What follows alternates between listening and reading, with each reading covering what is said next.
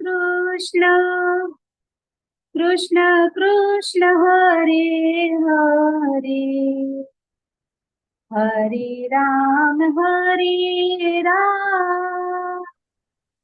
राम राम हरे हरे हरे कृष्ण कृष्ण कृष्ण हरे हरे हरे राम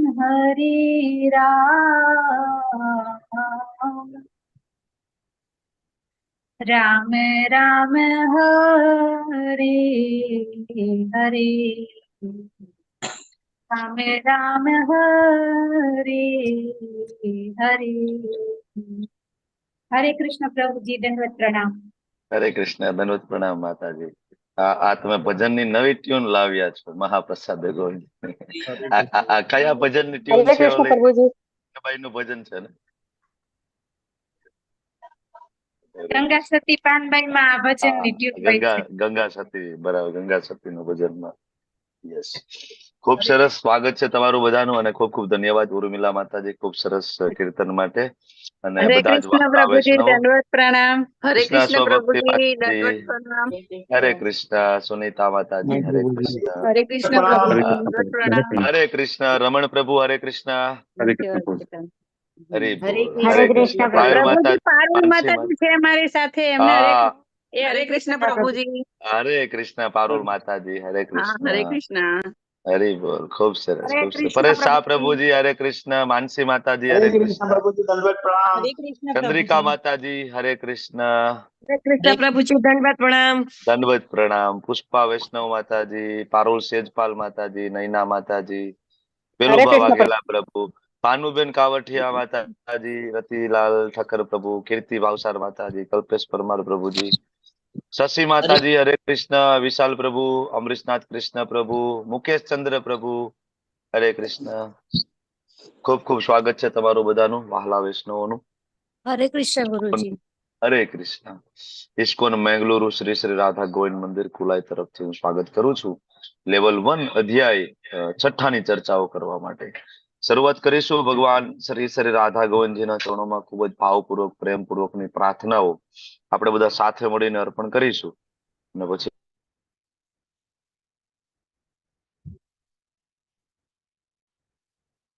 તમને બોલે છે, બરાબર છે ને? દેખાય છે ને?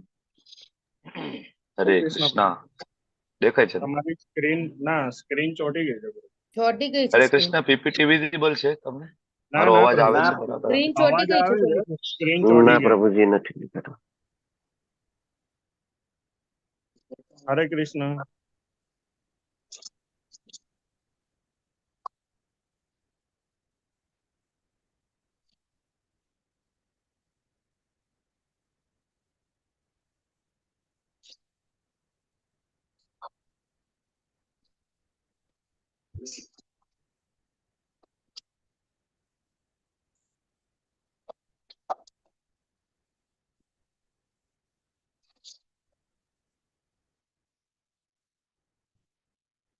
હરે કૃષ્ણ, મારો અવાજ આવે છે? હરે કૃષ્ણ।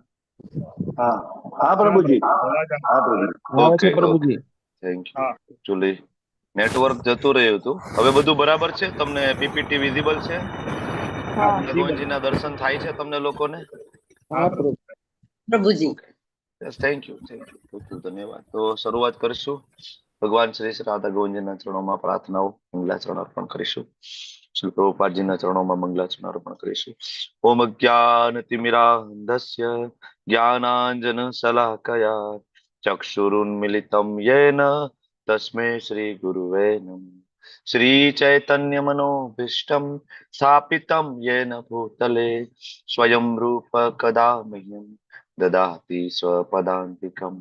वन्देऽहं श्रीगुरु श्रीयुतापदकमलं श्रीगुरुन् वैष्णवांश श्रीरूपं साग्रजातं सहगण रघुनाथान्वितं तं सजीवं साद्वैतं सावधूतं परिजनसहितं कृष्ण चैतन्य देवं શ્રી રાધા કૃષ્ણ પાદાન સહગણ લલિતા શ્રી વિશાખાન્વિતાંશ્ચ હે કૃષ્ણા કરુણા સિંધુ दीनबंधु जगतपते गोपेश गोपिका कांत राधा कांत नमस्तुते तप्त कांचन गौरांगी श्री राधे वृंदावनेश्वरी वृषभानु सुते देवी प्रणमामि हरि प्रिये वांछा कल्पतरुभ्यश्च कृपा सिंधुभ्य एव च पतितानां पावनेभ्यो वैष्णवेभ्यो नमो नमो विष्णुपादाय कृष्णा पृष्ठाय भूतले श्रीमते भक्ति वेदांत स्वामी निति नामिने नमस्ते सारस्वते देवे गौरवाणी प्रचारिणे निर्विशेष शून्यवादी पाश्चात्य देश तारिणे जय श्री कृष्ण चैतन्य प्रभु नित्यानंद श्री अद्वैत गदाधर श्रीवासादि गौर भक्त वृंद हरे कृष्णा कृष्णा कृष्णा हरे हरे हरे राम राम हरे હરે કૃષ્ણ પ્રભુ. હરે કૃષ્ણ. હમણાં જે જોડાયા છે હરે બધા જ કૃષ્ણ વૈષ્ણવો, પ્રભુજી. હરે કૃષ્ણ. પૂર્વી નાયક માતાજી, લલિત કુમાર વેદ પ્રભુજી, મીમાંસા પાઠક માતાજી, હરે કૃષ્ણ. દિવ્યા ઠુમર માતાજી, હરે કૃષ્ણ. મોના અંધારિયા માતાજી, સ્વેની માતાજી, સ્મૃતિ માતાજી, હરે કૃષ્ણ. રાજેન્દ્ર પ્રભુ, હરે કૃષ્ણ. જાગૃતિ માતાજી, મંજુલા મેવાડા માતાજી, હરે કૃષ્ણ. ખૂબ ખૂબ ધન્યવાદ. હરે કૃષ્ણ. કલ્યાણી માતાજી, હરે કૃષ્ણ. તારાબેન બારિયા માતાજી, હરે કૃષ્ણ. દીપ્તિ માતાજી, हरे कृष्ण प्रभु जी। हरे कृष्ण હરે કૃષ્ણ. હરે કૃષ્ણ. વેલકમ. ઓકે, તો શરૂઆત કરીશું આપણે આજનું સેશન, છઠ્ઠો અધ્યાય ધ્યાન યોગ, અષ્ટાંગ યોગ. તો અત્યાર સુધી આપણે 5 અધ્યાયની ચર્ચાઓ પૂર્ણ કરી ચૂક્યા છીએ. પેલા અધ્યાયમાં સ્ટેજ સેટઅપ થાય છે ભગવદ ગીતા બોલવા માટે. તો અર્જુન યુદ્ધ ના કરવાના કારણો, દલીલ રજૂ કરે છે. અને જે દલીલના બેઝ ઉપર આખી ભગવદ ગીતા છે, અર્જુનના જે 5 પ્રશ્ન છે એના બેઝ ઉપર આખી ભગવદ ગીતા છે. તો એ આખી ભગવદ ગીતામાં મોટું મોટું શું આવશે, તો એ બધું બીજા અધ્યાયમાં આપી દીધું, એક સાથે બધા પ્રશ્નોનો જવાબ. એટલે બીજો અધ્યાય પૂરો કર્યો. ત્રીજા અધ્યાયની શરૂઆતમાં અર્જુનજીએ પાછું પૂછ્યું કે પ્રભુ હું સમજી ના શક્યો, કર્મયોગમાં આગળ વધુ કે જ્ઞાન યોગ ત્યાગ માર્ગ આગળ વધુ. બરાબર. ભગવાને ત્રીજો અધ્યાય કર્મયોગ આપ્યો અને અર્જુનને સમજાવ્યું કે અર્જુન કર્મ તો કરવું જ પડશે. અને ચોથા અધ્યાયમાં ભગવાને કન્ટિન્યુટીમાં અર્જુનના પ્રશ્ન પૂછ્યા વગર દિવ્ય જ્ઞાન આપી દીધું. તો અર્જુન ફરીથી કન્ફ્યુઝ થયા કે પ્રભુ તમે ચોથા છે, કારણ કે બધા યજ્ઞો અલ્ટિમેટલી દિવ્ય જ્ઞાનમાં પરિણમે. તો પ્રભુ હું ત્રીજો અધ્યાય કર્મયોગને ફોલો કરું કે ચોથો અધ્યાય દિવ્ય જ્ઞાનને ફોલો કરું? તો જ્ઞાન માર્ગમાં આગળ વધવું કે કર્મ માર્ગમાં આગળ વધવું, ભક્તિ માર્ગમાં આગળ વધવું કે ત્યાગ માર્ગમાં આગળ વધવું? આઈ એમ કન્ફ્યુઝ. તો એવો પ્રશ્ન 5મા અધ્યાયની શરૂઆતમાં ગઈકાલે અર્જુને પાછો પૂછ્યો. તો ભગવાને અર્જુનને સમજાવ્યું કે અર્જુન એવું નથી કે કર્મ માર્ગ અને જ્ઞાન માર્ગ બે જુદા જુદા છે. અર્જુન જેટલા પણ યોગ છે એનો અલ્ટિમેટ ગોલ એક જ છે. શું? તો કે ભાઈ મને પ્રસન્ન કરવો. બરાબર. ભગવાનને પ્રસન્ન કરવા એ અલ્ટિમેટલી, કારણ કે યોગ શબ્દનો અર્થ જ એ થાય છે કે કેવી રીતના ભગવાન સાથે એની ભક્તિમય સેવામાં આપણે જોડાવું. અને આને જ સાચા યોગી કીધા છે. એટલે ભગવાન આજે ખરેખર યોગી કોણ છે, જે અર્જુનના મનમાં કન્ફ્યુઝન છે કે કર્મયોગ જુદો છે, જ્ઞાન યોગ જુદો છે, તો હું શું કરું? જંગલમાં જતો રહું, પુસ્તકો વાંચું, જ્ઞાન અર્જિત કરું, કે પછી હું કર્મયોગમાં આગળ વધું, બધાને મારી નાખું, તમે કહો એ પ્રમાણે આગળ વધીને તમારા શબ્દોનું પાલન કરીને ભક્તિ માર્ગ ઉપર ચાલુ? તો અહીંયા અર્જુન કન્ફ્યુઝ થઈ રહ્યા છે. એટલે ભગવાન એને 5મા અધ્યાયમાં એને કહ્યું કે અર્જુન એવું નથી કે બે માર્ગ જુદા જુદા છે, પણ અર્જુન એ બે માર્ગનું કોમ્બિનેશન છે, પેરેલલ ચાલવાનું છે. બરાબર. ચોથો અધ્યાય જ્ઞાન પ્રાપ્ત કરી અને ત્રીજો અધ્યાય કર્મયોગને જીવનમાં ફોલો કરશું અર્જુન, તો એને કૃષ્ણ ભાવના યુક્ત કર્મયોગ કહેવાય. તો આ કન્ફ્યુઝન અર્જુનનું દૂર કરી. એટલે અર્જુનને ઓલમોસ્ટ આન્સર મળી ગયો છે, ભાઈ મારે શું કરવાનું છે, ભાઈ મારે કૃષ્ણ ભાવના યુક્ત કર્મ કરવાનું છે. બરાબર. તો અર્જુનના મનમાં હજી એક પ્રશ્ન હજી થોડો હતો કે પ્રભુ તમે એમ કીધું કે ભાઈ જ્ઞાન માર્ગ અને કર્મ માર્ગ તો પેરેલલ ચાલે, પણ મારા મનમાં હજી એક પ્રશ્ન એવો પણ થાય છે પ્રભુ કે હું જંગલમાં જતો રહું અને હું ખાલી યોગની સાધના કરું તો જેવી રીતના ઘણા બધા લોકો અત્યારે ઋષિ મુનિઓ જે મતલબ જે સાધુ સંતો અત્યારે હિમાલયમાં બેઠા છે, ઘણા ઋષિકેશમાં બેઠા છે, ઘણા એવી જગ્યાએ જંગલમાં બેઠા છે, ઘણા એવા જુનાગઢની ગિરિકંદરાઓની અંદર બેઠા છે જ્યાં સામાન્ય લોકોનો પ્રવેશ નથી થઈ શકે એમ. બરાબર, આપણને ખબર પણ નથી જુનાગઢની અંદર એવી બધી અગોચર જગ્યાઓ છે કે જ્યાં આપણે જઈ નથી શકતા. બરાબર, આપણે જે જુનાગઢને જોયું છે ને, આપણે જે જુનાગઢની પરિક્રમા કરીએ ને જે કઈ જઈએ છીએ એ માત્ર 10% ભાગ પણ નથી જુનાગઢનો ખરેખર.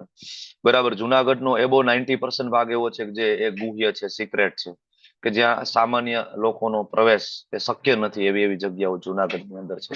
એવી જ જગ્યાઓ હિમાલયમાં પણ છે. એવી જગ્યાઓ ઋષિકેશની આસપાસ પણ એવી જગ્યાઓ છે જે સામાન્ય લોકોનો પ્રવેશ નથી. અને એવી જગ્યાઓ ઘણા બધા જંગલોમાં પણ છે જ્યાં આવા ઋષિ મુનિઓ, સાધુ સંતો, મહંતો એ યોગની સાધના કરી રહ્યા છે.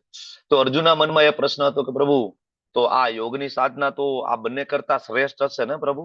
કર્મ માર્ગ અને જ્ઞાન માર્ગનું તો તમે સમજાવી દીધું, પણ હજી એક કન્ફ્યુઝન છે કે હું આ કરી જોઉં તો આ તો ઉત્તમ નહીં?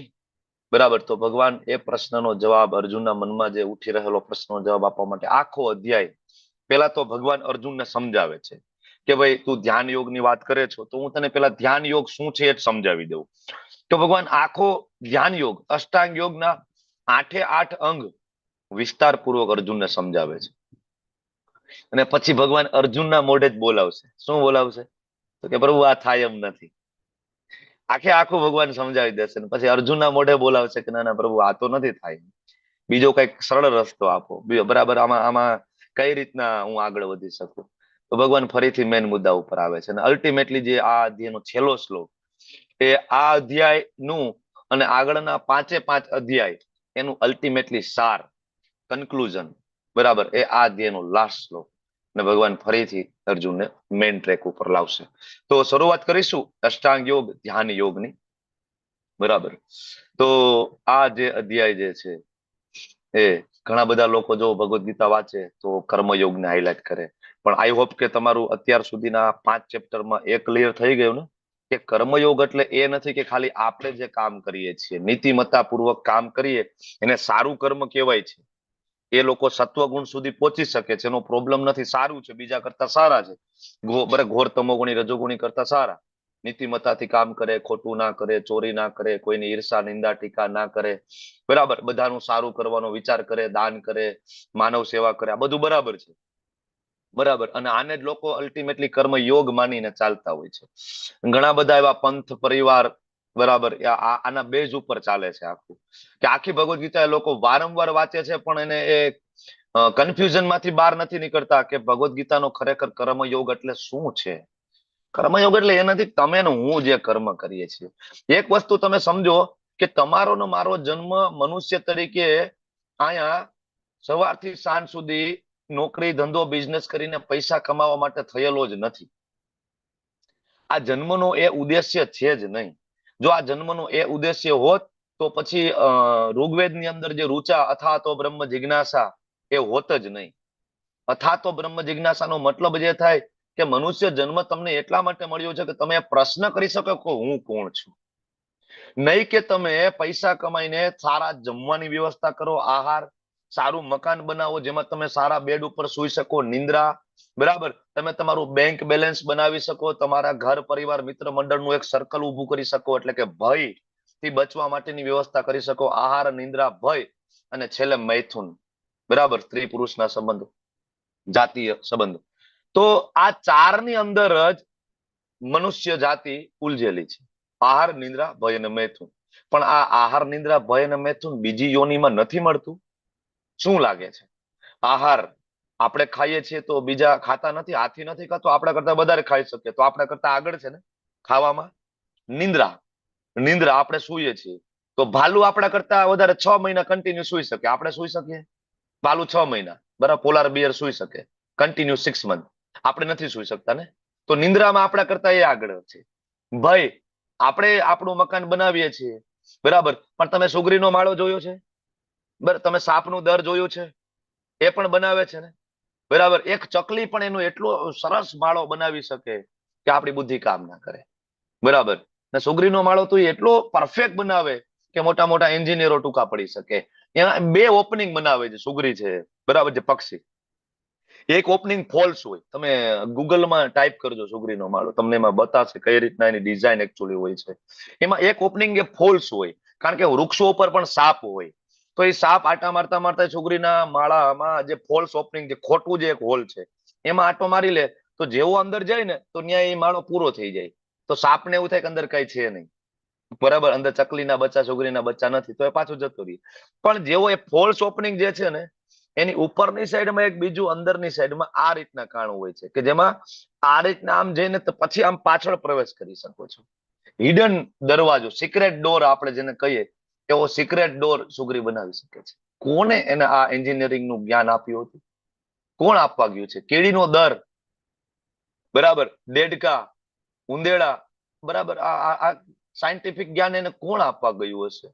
બરાબર ને? તો આ બધા પાસે એ વ્યવસ્થા છે કે પોતાનું ઘર બનાવી શકે અને ભયનું રક્ષણ કરી શકે. તો આપણે એ જ કરીએ છીએ ને. અને છેલ્લે મૈથુન, મૈથુન જાતીય સંબંધ, બાળકો ઉત્પન્ન કરવા. તો આ મનુષ્ય સિવાયના બીજાના બાળકો નથી, છે ને? કોકરોચ ના બાળકો છે, ને કીડીઓના બાળકો, ને મકોડાના બાળકો છે, વાંદરાના બાળકો છે. તો આ ચારે વસ્તુ આપણે કરીએ ને ચારે વસ્તુ એ કરીએ, તો આપણામાં ને એનામાં ફેરશું? આપણામાં ને એનામાં ફેરશું? કાંઈ નહીં. એટલે જ્યાર સુધી આહાર, નિંદ્રા, ભય અને મૈથુન, ચાર વસ્તુ જો આપણે કરતા હોઈએ તો આપણે મનુષ્ય નથી, આપણે પશુ છીએ. કારણ કે તો આપણામાં પશુમાં કોઈ ફેર નથી. મનુષ્ય જન્મ તમને મને આપ્યો છે, અલ્ટિમેટલી કોઈ મતલબ રહ્યો નથી, બરાબર. એટલે મનુષ્ય જન્મ એના માટે નથી કે સવારે ઉઠીએ, જોબ ઉપર જઈએ, આખો દિવસ પૈસા કમાવીએ, સાંજે આવીએ અને સુઈ જાય અને વીકેન્ડમાં ફરવા જતા રહીએ, બરાબર, સારી હોટલ ગોતીએ, ખાઈએ, બરાબર, સારી હોટલ ગોતીએ, આરામ કરીએ, બરાબર, લગ્ન કરીએ, સારી પત્ની, બરાબર, જાતીય સંબંધ, બાળકો નહીં. તો શું ઋષિ મુનિઓને બુદ્ધિ નહોતી? આટલા બધા આચાર્યો, આટલા બધા મહાન સંતો, ઋષિ મુનિઓને ખબર નહોતી? એમને ખબર હતી, એટલે આ લોકો એમાં પડ્યા નથી, બરાબર. છતાં પણ આપણો મનુષ્ય જન્મ અને 84 લાખ યોનિમાં આવવાનું કારણ આપણું શું હતું? તો કે આપણે ભોગવવું છે. એ ભોગવવા માટે ભગવાને એક વ્યવસ્થા ઉભી કરી છે, બરાબર. બ્રહ્મચાર્યાશ્રમ, ગૃહસ્થાશ્રમ, વાનપ્રસ્થ અને સંન્યાસ આશ્રમ, બરાબર. તો આ વ્યવસ્થા ઉભી કરી છે કે આ વ્યવસ્થામાં કે તમે ગૃહસ્થ હોય તો પણ ગૃહસ્થ આશ્રમ કીધું છે શાસ્ત્રની અંદર, કે પતિ પત્ની તમે બંને મળી અને તમે ભક્તિ કરો, તમે ભગવાનને સેન્ટરમાં રાખો, તમે સવારથી રાત સુધી જે કઈ કર્મ કરો છો એમાં કૃષ્ણને તમે સેન્ટરમાં મૂકીને આગળ ચાલો.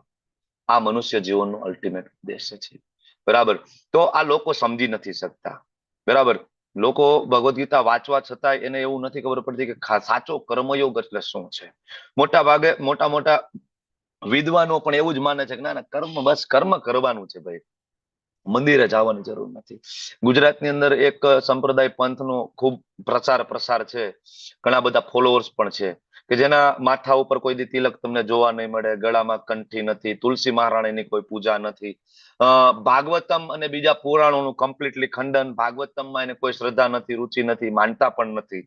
ખાલી ભગવદ ગીતાના શ્લોકોને માને છે, અને એ પણ એટલું જ માને છે કે જેટલું, બરાબર, એમના એક વ્યક્તિ કહીને ગયા છે, બરાબર. અને એ વ્યક્તિ જે કહીને ગયા છે ગુરુ શિષ્ય પરંપરામાં નથી. હવે ગુરુ શિષ્ય પરંપરામાં ના હોવાના કારણે અમુક અધ્યાય ઉપર એના જે તાત્પર્ય એને આપ્યા છે, તો લોકો ખાલી એને વાંચી અને આ કોઈ એક ગાડરિયો પ્રવાહ એની પાછળ તણાઈ રહ્યો છે. કર્મયોગ, કર્મયોગ, કર્મયોગ. કર્મયોગ ની થોડીક શરમ કરો કે ખરેખર શું ભગવદ ગીતામાં લખ્યું. તો ગુરુ શિષ્ય પરંપરામાં જઈને કોક દીક તો વાંચો કે ભગવદ ગીતામાં કર્મયોગ, નરસિંહ મહેતાના બધા, મીરાબાઈ ને બધા કરીને ગયા છે, ખોટા છે, બરાબર. ભગવાનની ભક્તિ, ભગવાનનું નામ, હનુમાનજી મહારાજ ખોટા છે, બરાબર ને? તો ખરેખર યોગ શું છે ભગવદ ગીતામાંથી જાણવું છે. તમે કર્મ કરો, સેન્ટરમાં કૃષ્ણને મૂકો. તમે જ્ઞાન અર્જિત કરો, સેન્ટરમાં કૃષ્ણને મૂકો, બરાબર. તમે સવારે જે 16 માળા કરો છો, બરાબર, એ જ એક ભાગ છે ધ્યાન યોગનો, સેન્ટરમાં કૃષ્ણને મૂકો. તો બધા જ જે યોગ છે એનો અલ્ટિમેટ સરવાળો કૃષ્ણને કેમ પ્રસન્ન કરવા. અહીંયા આપણે જ્ઞાન અર્જિત કરીએ છીએ ને, તમે ને હું, શ્લોક વાંચીએ છીએ, સમજીએ છીએ, પણ સેન્ટરમાં કોણ છે? કૃષ્ણ. કૃષ્ણને ઓળખવાની કોશિશ કરીએ છીએ, અને સેન્ટરમાં કૃષ્ણ હોવાના કારણે આપણને ભગવદ ગીતા સમજી શકાય છે. કારણ કે ભગવાને ભગવદ ગીતા સમજવાની લાયકાત આગળ જ આપી દીધી. ભક્તો અસી મેં સખા ચેતી. જે મારો ભક્ત બનવાની કોશિશ કરશે એને જ ભગવદ ગીતા સમજાવવાની છે, બાકી નહીં સમજે. તમે ગોથા મારો. એટલે લોકો સમજી નથી શકતા. તો આ જે અષ્ટાંગ યોગ છે એને અલગ અલગ 5 વિભાગમાં વહેંચવામાં આવ્યો છે, જેમાં ખરેખર યોગનો સાચો અર્થ શું છે એના ઉપર અત્યારે આપણે લાંબી ચર્ચા કરી કે યોગ એટલે ભગવાન સાથે ખરેખર જોડાવું. અચ્છા, તમે બધા પણ યોગની પ્રેક્ટિસ તો કરતા હશો ને? કેટલા લોકો યોગ કરે છે સવારમાં? યોગ, પ્રાણાયામ, ધ્યાન, આસન, સૂર્ય નમસ્કાર કેટલા લોકો કરે છે? નથી કરતું કોઈ? હેલ્થ કોન્શિયસ નથી તમે લોકો? મોર્નિંગમાં ઉઠીને થોડુંક એક્સરસાઇઝ, પ્રાણાયામ એવું નથી કરતા કઈ?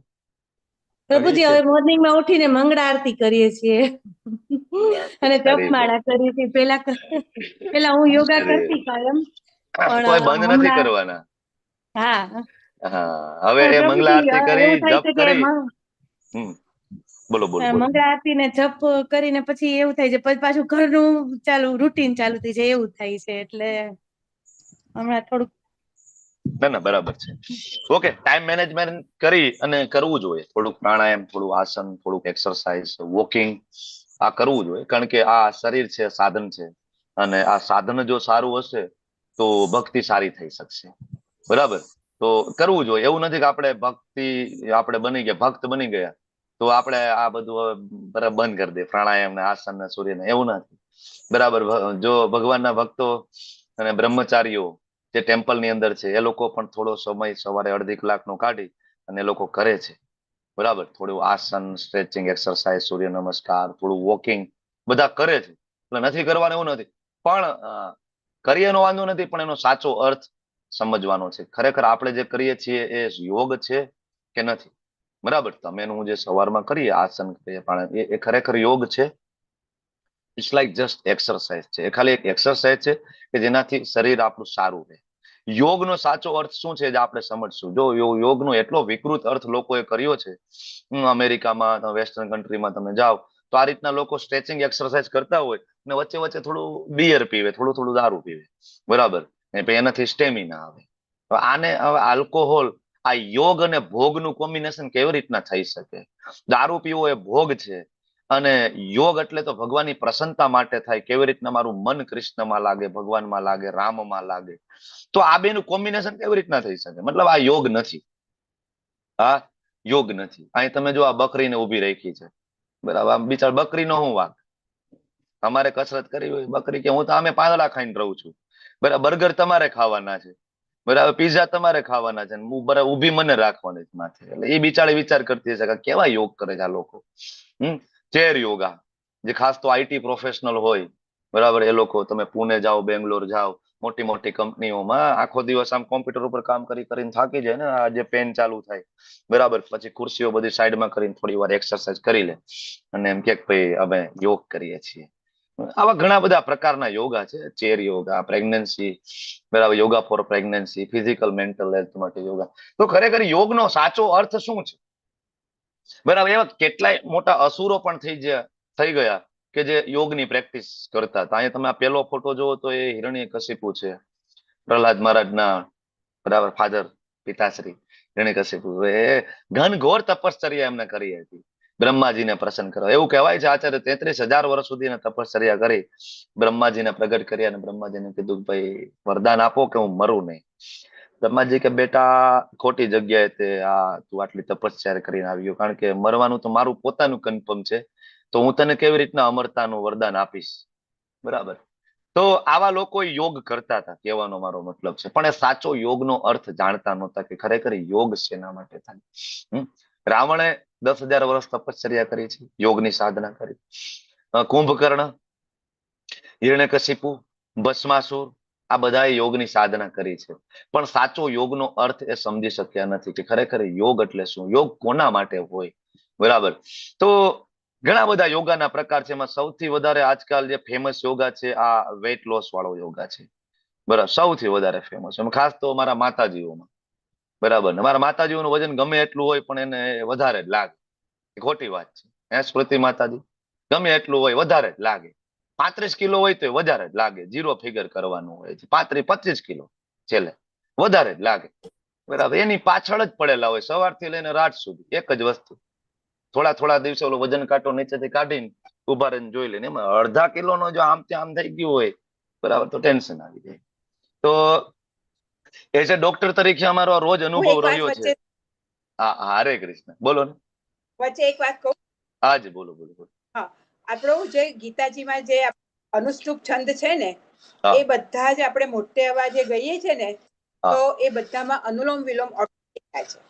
અનુલોમ વિલોમ પહેલા પ્રાણાયામ થઈ જાય છે. હા. છંદમાં શ્વાસ એમાં ભરાય છે, ચોથામાં ઓછો થાય છે. તો હમ. જે લોકોની પાસે સમય નથી કસરત કરવાનો એ હમ. લોકો બધા આપણા ગીતાજીના મોઢેથી મોટેથી અને સરસ રીતે ધીરે ધીરે એનું ઉચ્ચારણ કરજો તો તમને બધાને સરસ રીતે ફાયદો થશે. ધાર્મિક જોડે શારીરિક ફાયદો પણ થશે. જી જી પ્રભુજી, થેન્ક યુ માતાજી, થેન્ક યુ માતાજી, થેન્ક યુ. ખૂબ ખૂબ ધન્યવાદ. તો એકચ્યુઅલી ભગવદ ગીતામાં બધું જ છે, જેમ માતાજીએ કીધું એમ. અલગ કે આટા અને ફાફા મારવાની આમ તો જરૂર નથી. ઓકે, તો આ વેટ લોસ યોગા બહુ ફેમસ છે. એના સિવાયના ઘણા બધા યોગા છે, ડેસ્કટોપ યોગા, ચેર યોગા, ફલાણા યોગા, ઢીકણા યોગા. હવે ખરેખર આમ તમે જોવા જાવ તો આ તો એના જેવી વસ્તુ થઈ ગઈ. તમારી પાસે સોનાની ઈંટ છે પણ તમે એનો ઉપયોગ કરો છો પેપર વેટ તરીકે. અરે યોગા છે એ મનુષ્ય જીવનનો ઉદ્દેશ્ય સાર્થક કરવા માટે છે, ભગવાનને ઓળખવા માટેની એક પદ્ધતિ છે. બરાબર. તો ખરેખર યોગ એટલે શું છે જાણીએ. પેલા શ્લોકમાં ભગવાન બોલી રહ્યા છે, અનાશ્રિત કર્મ ફલમ કાર્યમ કર્મ કરોતિ ય સંન્યાસી ચ યોગી ચ ન નિરગ્નિ ક્રિય. બહુ જ ક્લિયરલી ભગવાને પેલા શ્લોકની અંદર કહી દીધું કે ભાઈ યોગી એટલે એનો મતલબ એવો નથી કે જે બીજા ઉપર બોજો બની જવાનું. સંન્યાસી એટલે એનો મતલબ એવો નથી કે બીજા ઉપર બોજો બની જવાનું. અહીંયા કૃષ્ણ બહુ જ ક્લિયરલી કહે છે કે પોતાના કર્મના ફળ પ્રતિ અનાસક્ત હોય. કર્મ પ્રતિ નહીં, કર્મ કરવાના છે પણ એનું જે રિઝલ્ટ છે ભગવાન બીજા અધ્યાયથી આપણને એ શીખડાવતા આવે છે, સમજાવતા આવે છે. કર્મની એવા અધિકાર હસ્તે માં ફલે શું કદાચ. બરાબર. એક વસ્તુ આપણને ભગવાન સમજાવે છે કે ભાઈ તમે કર્મ કરજો પણ ફળ સાથેનું એટેચમેન્ટ તમે નહીં રાખતા, કારણ કે એ સૌથી મોટો પ્રોબ્લેમ છે. ફળ સાથે તમારું એટેચમેન્ટ હશે તો તમારા સુખ અને દુઃખનું કારણે તમારું રિઝલ્ટ અલ્ટિમેટલી બનશે. અને ખરેખર ભગવદ ગીતા વાંચીને આ બંનેમાંથી આપણે બચવાનું છે. ચિત્ત પ્રજ્ઞની આપણે જે ક્વોલિટી છે એ અર્જિત કરવાની છે, બીજા અધ્યાયમાં ભગવાન આપણને સમજાવી છે. ભગવાન અહીંયા એ જ કહે છે, કર્મના ફળ પ્રતિ અનાસક્ત. પણ કર્તવ્ય અનુસાર કર્મ કરે છે, એવું નહીં કે કામ જ નથી કરવાનું. અને આને કહેવાય સાચો સંન્યાસી, સાચો યોગી. આપણે ચોથો અધ્યાય ચાલુ કર્યો ને ત્યારે ત્રીજો અધ્યાય અને પાંચમો અધ્યાય બંનેમાં આપણે વાત કરી હતી. તમને પ્રશ્ન પણ પૂછ્યો હતો કે સાચો સંન્યાસી કોને કહેવાય. બધું છોડી ઘરબાર છોડો, ઘરબાર ચલો હરિદ્વાર. બરાબર. એક પછી ગૃહસ્થાશ્રમમાં રહે, ગૃહસ્થોની વચ્ચે રહે, ભૌતિક જગતમાં રહે અને ભગવાનને પ્રસન્ન કરવા માટેના પ્રયત્ન કરે. સાચો યોગી કોણ, સાચો સંન્યાસી કોણ સમજી ગયા ને તમે. અહીંયાની વ્યાખ્યા આપી છે 8 શ્લોકની અંદર કે ભાઈ યોગી કે સંન્યાસી નો મતલબ એવું નથી કે અગ્નિ પ્રગટાવતો નથી.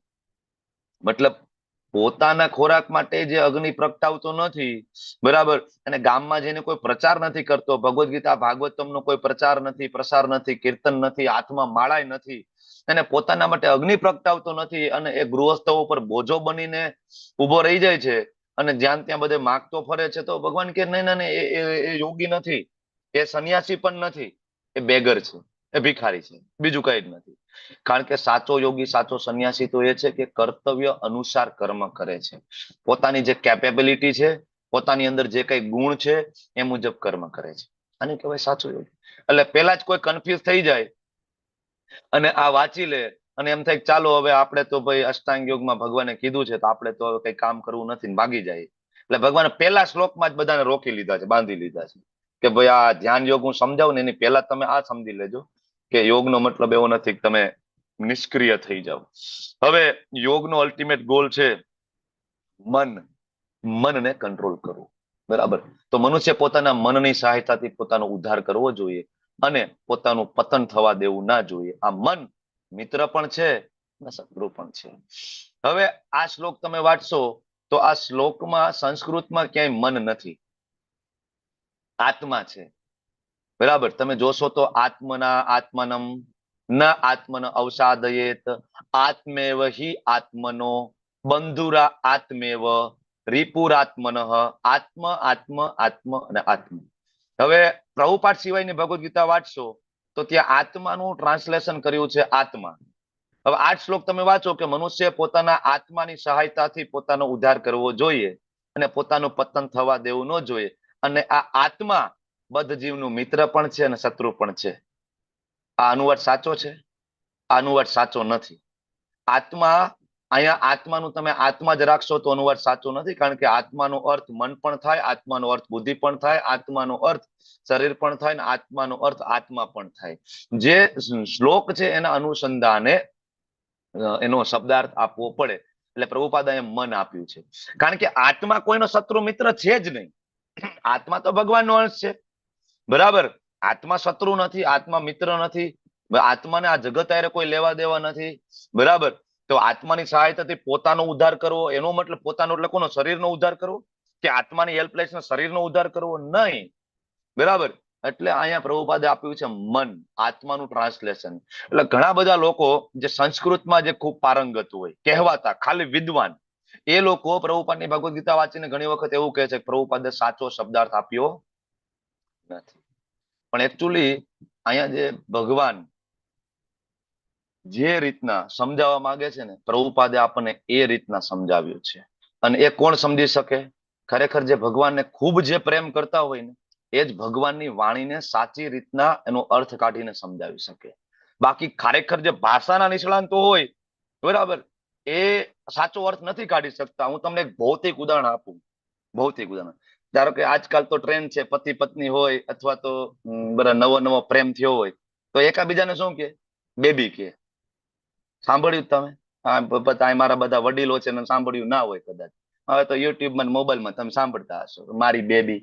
ઓલો હોય પાછો 35 વર્ષનો, એને બેબી કહેતા હોય, બરાબર. હવે ધારો કે આમાં ભાષાનો નિષ્ણાંત કોઈ જોવે તો શું લાગે? બેબી કઈ રીતના? બેબી તો નાનું હોય.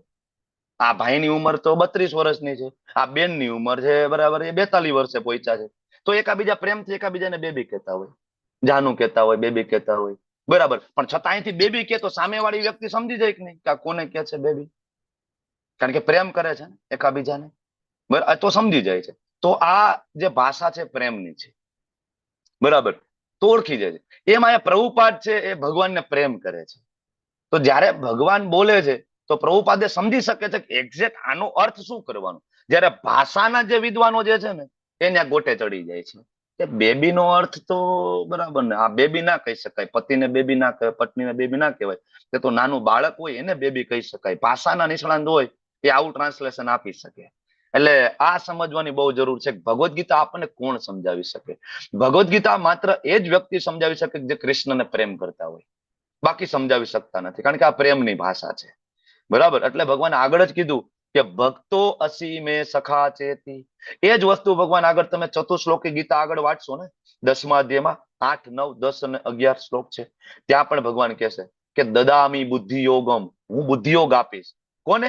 તો કે જે મને પ્રેમ કરશે ને એને.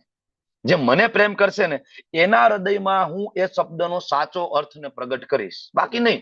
બાકી ભાષાના બરાબર તમે ટ્રાય કરો, તમારા સંસ્કૃતના આધારે ટ્રાન્સલેશન કરવા બેસો, બરાબર. એવું નથી પ્રભુપાદને સંસ્કૃત નહોતું આવડતું.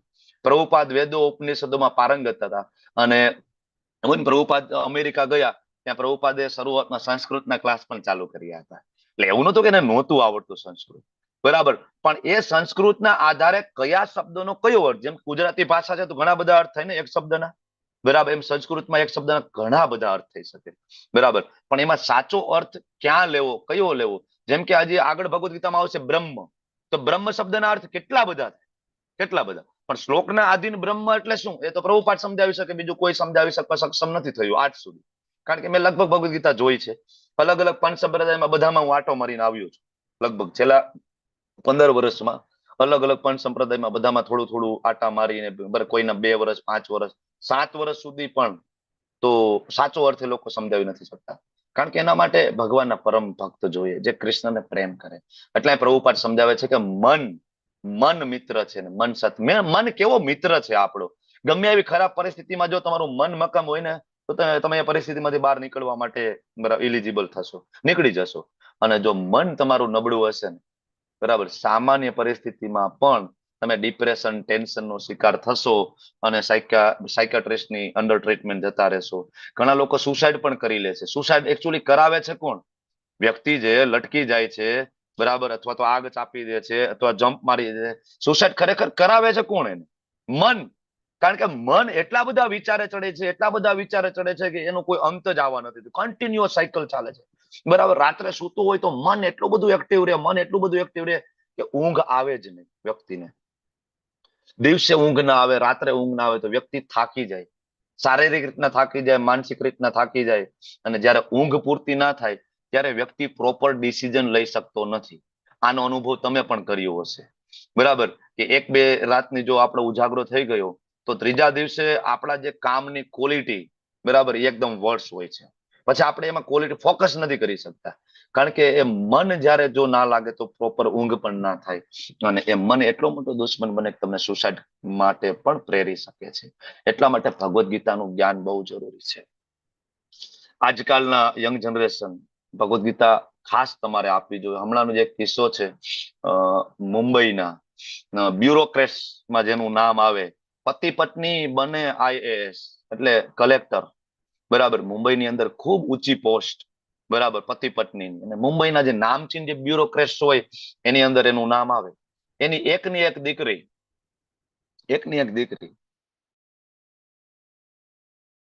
એજ્યુકેશન ઉપરના એના ઉપરના જે ભારના કારણે લગભગ 5 કે 6 દિવસ થયા, એકની એક દીકરી છે એના પોતાના કહેવાય ગોરજી ભવ્યાતિ ભવ્ય જે વિશાળ બંગલો હતો એ બંગલોમાં ઉપરના રૂમમાં જઈને પંખામાં લટકી ગઈ, સુસાઇડ.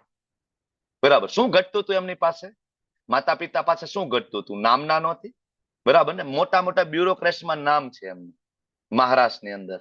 પૈસા નહોતા એની પાસે, ખૂબ પૈસા છે, બરાબર, પતિ પત્ની બે કલેક્ટર છે, તો નામના છે, પૈસા છે, બધું પરફેક્ટ. પણ એક વસ્તુ એના જીવનમાં ઘટતી, શું? ભગવદ્ ગીતા. જો ભગવદ્ ગીતા એને એના બાળકને આપી હોય, પોતે થોડીક સમજી હોય, તો અત્યારે એનું બાળક એની સાથે હોત. ભગવદ્ ગીતા બહુ જરૂરી છે જીવનમાં ઉતારવી, કારણ કે મન, બરાબર, એને કંટ્રોલમાં લેવું બહુ જરૂરી છે. યોગ અને ભોગ વચ્ચેનો આ તફાવત છે. યોગ આપણને ભગવાન તરફ લઈ જાય અને ભોગ આપણને નર્કની યોની આપે છે અલ્ટિમેટલી. તો આ અષ્ટાંગ યોગની અંદર 8 અંગ છે જે આજે આપણે ચર્ચા કરવા જવાના છીએ, બરાબર. હવે જનરલી તમે એમ જ ભગવદ્ ગીતા વાંચશો, તમને આ 8 અંગ ક્યાંય મળવાના નથી. તમે ફાફા મારશો પણ તમને દેખાશે નહીં 8 અંગ ક્યાં આપ્યા છે. તમે એનું હું આપણે સ્કૂલ કોલેજમાં ભણ્યા છીએ ને 8 અંગ: યમ, નિયમ, આસન, પ્રાણાયામ, પ્રત્યાહાર, ધારણા, ધ્યાન, સમાધિ, રાઈટ? આ 8 અંગ આપણે ભણ્યા છીએ. પણ આમ ભગવદ્ ગીતાનો 6થો અધ્યાય ખોલીને તમે 1 થી 47 શ્લોક વાંચી લો તો એમ તમને મળશે નહીં કે આમાં ક્યાં આપ્યા છે, બરાબર. પણ આચાર્ય દ્વારા, ભગવાનના મહાન ભક્તો દ્વારા સરસ મજાનું જે પીપીટી પ્રેઝન્ટેશન આપણને આપ્યું અને એમાં આપણને સમજાવ્યું કે યમના શ્લોક કયા, નિયમના શ્લોક કયા, આસનના શ્લોક કયા, પ્રાણાયામના શ્લોક કયા, પ્રત્યાહાર, ધારણા, ધ્યાન, સમાધિના શ્લોક કયા. તો આપણે આરામથી 6થો અધ્યાયને સમજી શકીએ છીએ, બરાબર. જેમાં આપણે આગળના અધ્યાય પણ આપણને કોઈ પૂછે તો અત્યારે ગમે ત્યારે અડધી રાત્રે ઉઠીને આપણને કહે કે ભાઈ બીજા અધ્યાયમાં શું આવે, તો આપણે ફટ કરતું કહીએ ભાઈ ના કઈ નથી, સિમ્પલ. પેલા અધ્યાયમાં અર્જુનના પ્રશ્ન હતા, બધા પ્રશ્નોના જવાબ ભગવાને બીજા અધ્યાયમાં આપી દીધા. સિદ્ધ પ્રજ્ઞાના લક્ષણો કયા, પૂરું, બીજો અધ્યાય ફિનિશ. એમ 6થા અધ્યાયમાં શું આવે? સિમ્પલ, બરાબર, કે ભાઈ એમાં અષ્ટાંગ યોગ એટલે 8 પ્રકારના યોગ, ભગવાન એને જે 8 પ્રકારના યોગના અંગ ભગવાન સમજાવે છે. અર્જુન ના પાડે છે કે થાય એવું નથી, બરાબર. અને ધારો કે યોગી એમાં નિષ્ફળ જાય તો ગતિ શું થાય, પૂરું, 6થો અધ્યાય ફિનિશ. આટલું જ છે, બરાબર. આ રીતના તમે ભગવદ્ ગીતાને સરળતાથી સમજીને જીવનમાં પણ ઉતારી શકો. તો યમ, યમ એટલે શું? યમ એટલે બાહ્ય સ્થિતિ, એક્સટર્નલ ડિસિપ્લિન જેને આપણે કહેવાય. 6થા અધ્યાયનો 10મો શ્લોક ખોલો, એ યમ માટેનો છે, બરાબર. ઘણું બધું એમાં ભગવાને લખ્યું છે, પણ એમાં સૌથી મહત્વની વસ્તુ છે કે એકાંત સ્થળે એકલા રહેવા જવું જોઈએ અને મનને નિયંત્રિત કરવું જોઈએ. તો શું લાગે છે કે આપણને એમ થાય કે આપણે અષ્ટાંગ યોગ અત્યારે કળિયુગમાં કરશું, તો અષ્ટાંગ યોગનું પેલું યમ જે છે ને, એની જે પેલી જે ડિમાન્ડ છે એ એકાંત સ્થળે એકલું જવાનું. આમાં કોઈ તૈયાર છે એકાંત સ્થળે એકલું જવા માટે? જંગલમાં, પહાડો ઉપર, હિમાલય, એકલું, આજુબાજુ કોઈ નથી. કારણ કે યોગની સાધના કરો, અષ્ટાંગ યોગમાં ડિસ્ટર્બન્સ ના ચાલે, નો ડિસ્ટર્બન્સ. અહીંયા તો આપણે ધારો કે બેઠા હોય, થોડીક વાર યોગની સાધના કરીએ, ત્યાં આપણો મોબાઈલ રિંગ વાગે, બરાબર, તો આપણું તરત મન અંદરથી, બરાબર, કોઈક બોલાવે આ કામ છે, તે કામ છે, ટીવી ચાલતું હોય, બાજુમાં બધા અવાજ આવતા હોય, બરાબર, ટ્રકના, ટ્રેનના, બાઇકના, તો અહીંયા એ થઈ ના શકે ખરેખર યોગની સાધના. એટલે એકાંત સ્થળે જવું જોઈએ કે જ્યાં કોઈ પણ પ્રકારનું ડિસ્ટર્બન્સ ના હોય. તો એ આપણાથી શક્ય બને છે જવું એકાંત સ્થળે કલિયુગની અંદર? એટલા માટે 4 યુગના 4 ધર્મ. સતયુગનો યુગ ધર્મ હતો ને એ ધ્યાન હતું, સતયુગનું.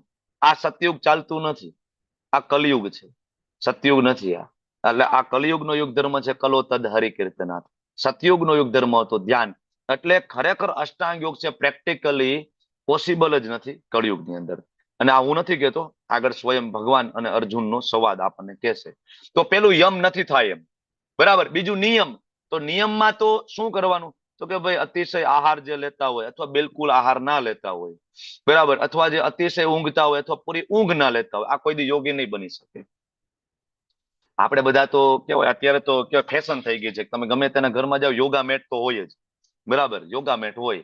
અને એમાં બરાબર કે ભાઈ વીઆઈપી માણસો કહેવાય, યોગા મેટ હોય ને બધા જોવે તો હા ભાઈ યોગા કરીએ છીએ. કઈ રીતના યોગા કરીએ છીએ? કે બસ રાત્રે સુવાનો ટાઈમિંગ અમારો 12-1 વાગ્યાનો છે, રીલ સ્ક્રોલ કરતા કરતા કરતા ક્યારે 1 વાગી જાય ખબર ના પડે. 12 વાગે હોટલમાં જમ્યા હોય, પંજાબી ચાઇનીઝ ફૂડ જમ્યા હોય, 1 વાગે સુતા હોય, સવારે 8 વાગે ઉઠીને તરત ચા પીધી હોય, બરાબર, ચા પીને 9:30 વાગે બાલ્કનીમાં ગયા હોય, યોગા મેટ પાથરીને પછી આપણે થોડીક વાર યોગા કરીએ. ખરેખર આ યોગા છે? આ યોગા નથી. કારણ કે યોગાની જે પહેલી ડિમાન્ડ છે યમ છે, બીજી ડિમાન્ડ છે નિયમ છે. અને જે નિયમ છે એમાં ભગવાન કહે છે કે અતિશય આહાર લે, બિલકુલ. તો આપણું તો કેટલો આહાર લેવો એ ડિસાઇડ શેના ઉપરથી થાય? તો કે પ્લેટમાં છે શું એના ઉપર. બરાબર, પત્નીએ બનાવ્યું છે આના ઉપર નક્કી થાય કે કેટલું જમવું. સારું બનાવ્યું તો વધારે જમશું, ના ટેસ્ટી હોય તો ઓછું જમશું, બરાબર ને. આપણું તો એના ઉપર ડિપેન્ડ કરે. તો કઈ રીતના યોગ થઈ શકે? એટલે બીજી ડિમાન્ડ પણ પૂરી થશે નહીં આપણાથી. આહાર વિહાર નિંદ્રા, કાર્ય કરવાની પદ્ધતિમાં આપણા નિયમ છે કાર્ય કરવાના. સવારે 8 વાગે જોબ ઉપર નીકળી જાય, રાત્રે પાછા ક્યારે આવવાનું કોઈ નક્કી છે? વારંવાર થતી ટ્રાન્સફર, ઘડીક આ સિટીમાં છે, ઘડીક ઓલા સિટીમાં છીએ, બરાબર. તો ઘડી ઘડી માનસિક પરિસ્થિતિઓમાં ડિસ્ટર્બન્સ આપણને થતું રહે છે. તો આ સાથે યોગ ના થાય. ત્રીજું આસન. હવે મોટા ભાગે યોગની વાત આવે ને જેટલા લોકો અત્યારે યોગ શીખડાવે પણ છે, જેટલા ક્લાસીસ ચલાવે છે, તો મોટા ભાગે એમાં 2 જ વસ્તુ આવે, આસન અને પ્રાણાયામ. યમ નિયમ ભૂલી જાવ, એની કોઈ ચર્ચા નથી, કોઈ શીખડાવતું પણ નથી કે યમ નિયમ. અને ઇવન જે ટીચર, સારા ટીચર છે જે શીખડાવવા માંગે છે, સામેવાળી વ્યક્તિ સ્વીકારવા તૈયાર પણ નથી, બરાબર. તમે કોઈને એમ કહો કે નહીં અમારા જીમમાં આવો તમે અને આપણે સવારે સાથે મળીને આસન કરશું, પણ હા તમારે તમોગુણી ખોરાક છોડી દેવો પડશે. હા, તમે બજારનું ને એવું બધું ખાશો, ચાઇનીઝ, પંજાબી, ડુંગળી લસણ વાળું, ખૂબ તીખું, આ ખાઈને યોગ ના થાય. આવું તમે કહેશો તમારે ત્યાં કોઈ શીખવા નહીં આવે. આવશે? કોઈ નહીં આવે. તમે એને કહેશો કે ભાઈ સુવાના ટાઈમિંગ તમારે જો ખરેખર યોગ કરવું હોય ને, તમારે આસન અને પ્રાણાયામનો ખરેખર તમારે ફાયદો જોતો હોય તો તમારે 9 વાગે સુઈ જવું જોઈએ રાત્રે, 9 વાગે. અને તમારે વહેલામાં, બરાબર, તમારે મોડામાં મોડું સવારે 4 વાગે તો ઉઠી જવું જોઈએ બ્રહ્મ મુહૂર્ત ની અંદર. 4 વાગે તમારે ઉઠીને સ્નાન કરીને થોડી વાર તમારે ધ્યાન કરવું, ભગવાનનું નામ. પછી આપણે સાથે મળીને અહીંયા કરશું આસન પ્રાણાયામ. તો કોઈ વ્યક્તિ તૈયાર થશે આજે, બરાબર, એની પાસે ટ્રેનિંગ લેવા માટે? તો આજે માણસો એ સ્વીકારવા માટે પણ તૈયાર નથી. એટલે યમ નિયમની કોઈ ચર્ચા થતી નથી, માત્ર આસન અને થોડુંક પ્રાણાયામ, અનુલોમ વિલોમ, અનુલોમ વિલોમ. જે લોકો ઘણા બધા બાબાઓ કરાવે છે એ પણ આની ચર્ચા નથી કરતા, કપાલભાતી બધું કરાવે છે, પણ મૂળ મુદ્દો મિસિંગ છે. એ મૂળ મુદ્દો છે યમ નિયમ. યમ નિયમ જ નથી તો પછી આ આસન અને પ્રાણાયામ છે એનો કોઈ ફાયદો નથી અલ્ટિમેટલી. કારણ કે એ તો કહેવાય ને, થોડુંક કદાચ શરીર થોડુંક તમારું સ્વસ્થ કરી શકે, એનાથી વધારે જે યોગનો અલ્ટિમેટ જે ફાયદો છે, બરાબર, તમારું મન ભગવાનમાં પોરવવું, એકાગ્ર થવું અને ભૌતિક જગતના બધા દુઃખોમાંથી બહાર નીકળવું, આ અલ્ટિમેટ ફાયદો તમને યોગથી મળશે નહીં, કારણ કે યમ નિયમનું તમે પાલન કરતા નથી. તો આસન તો તમને બધાને ખબર જ છે કેવું હોવું જોઈએ. કુશાઘાસ જમીન ઉપર પાથરવું, મૃગચર્મ ઢાંકવું, બહુ ઊંચું ના હોય, બહુ નીચું ના હોય, પવિત્ર જગ્યાએ હોય તો આવી જગ્યાએ આસન પાથરીને બેસવું. કુશાઘાસ છે ને એની એક પ્રકૃતિ છે કે ભાઈ એમાં જીવજંતુઓ આકર્ષાય નહીં, એટલા માટે.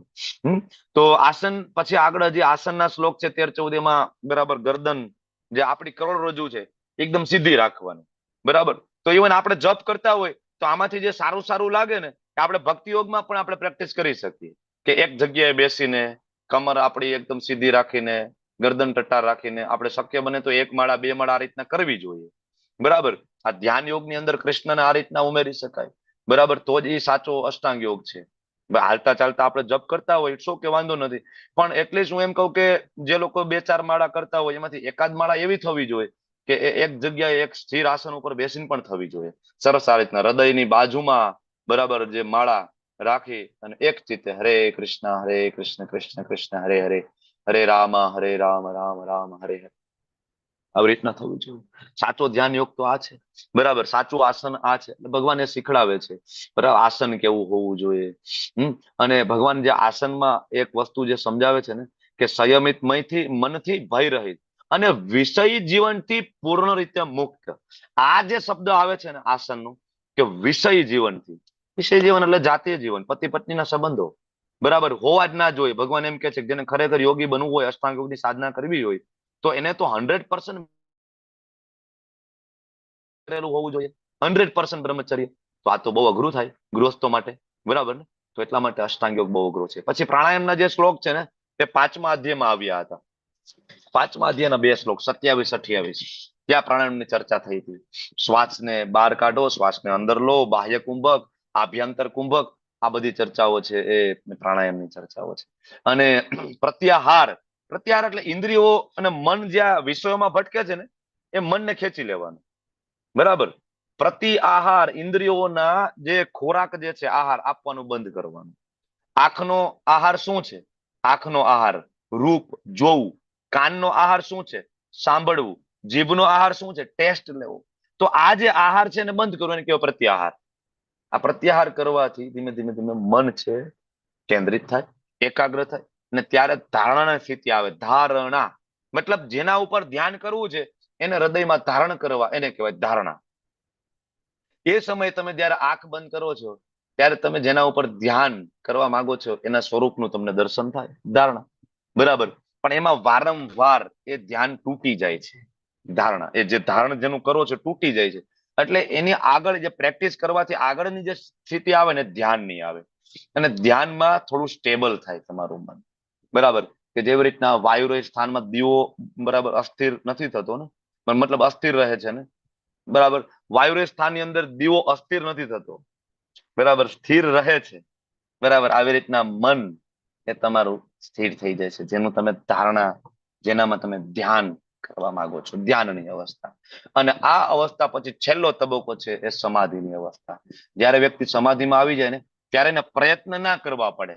આંખ બંધ કરીને ભગવાનનું ધ્યાન કરવું છે, ધારણા કરવું છે, એને પ્રયત્ન કરવાની જરૂર નથી. એ જયારે આંખ બંધ કરે છે ને હરે કૃષ્ણ મહામંત્ર બોલે છે, તો ભગવાનમાં ખોવાઈ જાય છે. આવા બધા હજારો એક્ઝામ્પલ છે. ભક્તમાલની કથાઓ, શ્રીમદ ભાગવત આનાથી ભરેલું છે. આવા કથાઓ બહુ દૂરની વાત નથી. હજી આપણે નજીકની વાત કરીએ, શ્રીલ પ્રભુપાદ એક વખત અલ્હાબાદની અંદર પ્રવચન લેતા હતા. અને તમને બધાને ખબર છે, ઇસ્કોનમાં પ્રવચન લેવાની પહેલા એક ભજન બોલવામાં આવે, જય રાધા માધવ કુંજ બિહારી. પ્રભુપાદ આ ભજન ગાતા હતા, રાધા માધવ કુંજ બિહારી. આંખમાંથી આંસુઓ જાય છે, દર્દ. થોડી વારમાં પ્રભુપાદ છે એ બેભાન થઈ ગયા, કોમા જેવી સ્થિતિ. શ્વાસ ને બધું ચાલે છે, બરાબર. પણ જે બાજુમાં ભક્તો હતા એને ખબર હતી પ્રભુપાદની ત્યારે સમાધિ અવસ્થામાં જતા રહ્યા છે.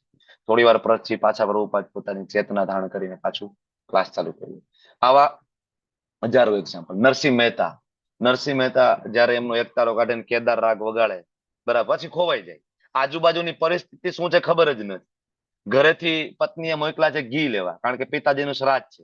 ઘી લેવા સવારના 10 વાગ્યાના ગયા છે, અને ત્યાં કેદાર રાગ ચાલુ કરીને ભગવાન કૃષ્ણની પ્રસન્નતા, મહિમા ગાવાનું ચાલુ કર્યું છે. સાંજના 5 વાગ્યા છે, સવારના 10 થી સાંજના 5, 7 કલાકનો સમય ગયો છે, કોને ખબર. કારણ કે આ તો સમાધિ છે. સમાધિની અવસ્થા જયારે કોઈ વ્યક્તિ પ્રાપ્ત કરે છે, ત્યારે વ્યક્તિને એમાંથી બહાર કાઢવો પડે છે. વ્યક્તિ નીકળતો નથી. આ સમાધિ છે, એ ઉચ્ચ સ્ટેજ છે. પછી એને વ્યક્તિને ખેંચવો પડે, ઝંઝોળવો પડે, ત્યારે એ એમાંથી બહાર નીકળે. તો એ હાયર લેવલનું સ્ટેજ છે, બરાબર. તો સમાધિ એને કહેવાય કે એ વ્યક્તિ છે એની જે ભૌતિક માનસિક ક્રિયાઓથી પૂરેપૂરું પછી સંયમિત થઈ ગયું. મન એકદમ સંયમિત છે. આ વિશિષ્ટ લક્ષણ છે. આ મનુષ્ય શુદ્ધ મનથી પોતાને જોઈ શકે કે હું કૃષ્ણનો દાસ છું. પોતાના અંદર આનંદ માણી શકે કે નહીં, મને ભગવાનની સેવામાં, ભગવાન મારા કેટલા દયાળુ છે, કેટલા કરુણામય છે કે મને સેવા આપે છે. અંદરથી આનંદિત હોય છે, બરાબર. કે ભગવાને આવો મને મનુષ્ય જન્મ આપ્યો છે, મને ભક્તિ આપી છે, મને વૈષ્ણવો આપ્યા છે, જેથી હું આ ક્લાસ એટેન્ડ કરી શકું, શાસ્ત્ર વાંચી શકું, અંદરથી આનંદ માણી શકે. અને એ આનંદ અવસ્થામાં મનુષ્ય દિવ્ય ઇન્દ્રિય દ્વારા, આ ઇન્દ્રિય નહીં, દિવ્ય આંખ, આ જે ભૌતિક છે, દિવ્ય ઇન્દ્રિયો દ્વારા અનુભવાતા અપાર દિવ્ય સુખમાં સ્થિત થઈ જાય છે.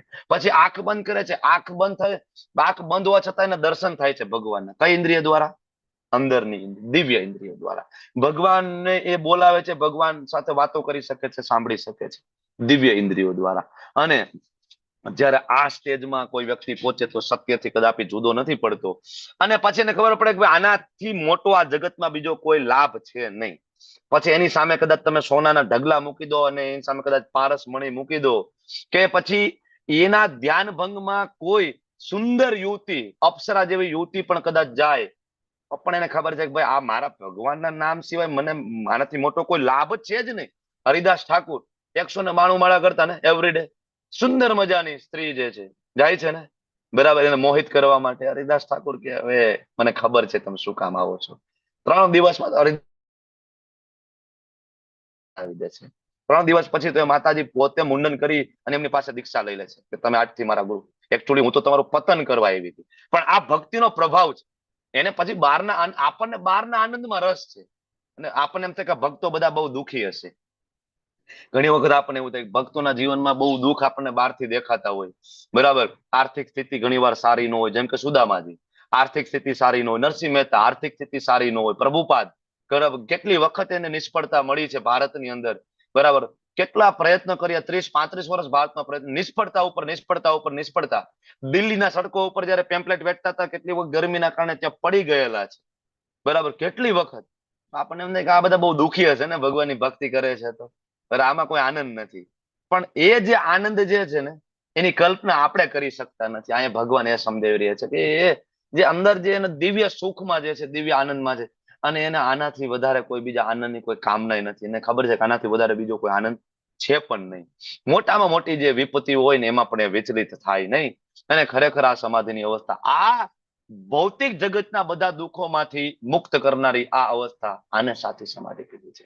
ખરેખર જો ભૌતિક જગતના દુઃખોમાંથી બહાર નીકળવું તો આ એક જ રસ્તો છે કે ભગવાનમાં મન લગાડવું. આગળ હવે આ બધું સમજાવ્યા પછી, એકચ્યુઅલી આ બધું સમજાવ્યા પછી પ્રભુપાદ બહુ ક્લિયરલી કહે છે કોઈ આનો પ્રયત્ન કરવો નહીં. યમ, નિયમ, આસન, પ્રાણાયામ, પ્રત્યાહાર, ધારણા, ધ્યાન, સમાધિ, આનો પ્રેક્ટિકલ કરવાનો અખતરો કરવો જ નહીં. શું કામ? તો કે એ કળિયુગમાં પ્રેક્ટિસ કરી શકાય એમ નથી. એ શક્ય બને નહીં. કળિયુગમાં કોઈ આ યોગ દ્વારા ભગવત પ્રાપ્તિ કરી શકે નથી. ઇમ્પોસિબલ છે. કારણ કે એની જે ડિમાન્ડ છે ને, એ ડિમાન્ડ પૂરી થાય એમ નથી. હવે આ તો પ્રભુપાદ સમજાવે છે, તો પ્રભુપાદના પોતાના શબ્દ છે નહીં. અહીંયા અર્જુન પોતે કે છે. શું કે છે? એ મધુસૂદન, તમે જે યોગ પદ્ધતિ સંક્ષેપમાં વર્ણવી ને, અષ્ટાંગ યોગ 8 જે અંગ, મને તો અવ્યવહારુ લાગે. અર્જુન શું કે છે? મને તો આ પ્રેક્ટિકલ નથી લાગતું. તમે ભલે કહો છો પણ આ મન નથી લાગતું, આ ન થાય. પ્રેક્ટિકલી આને જીવનમાં એપ્લાય નહીં કરી શકાય અને આને નભાવી નહીં શકાય.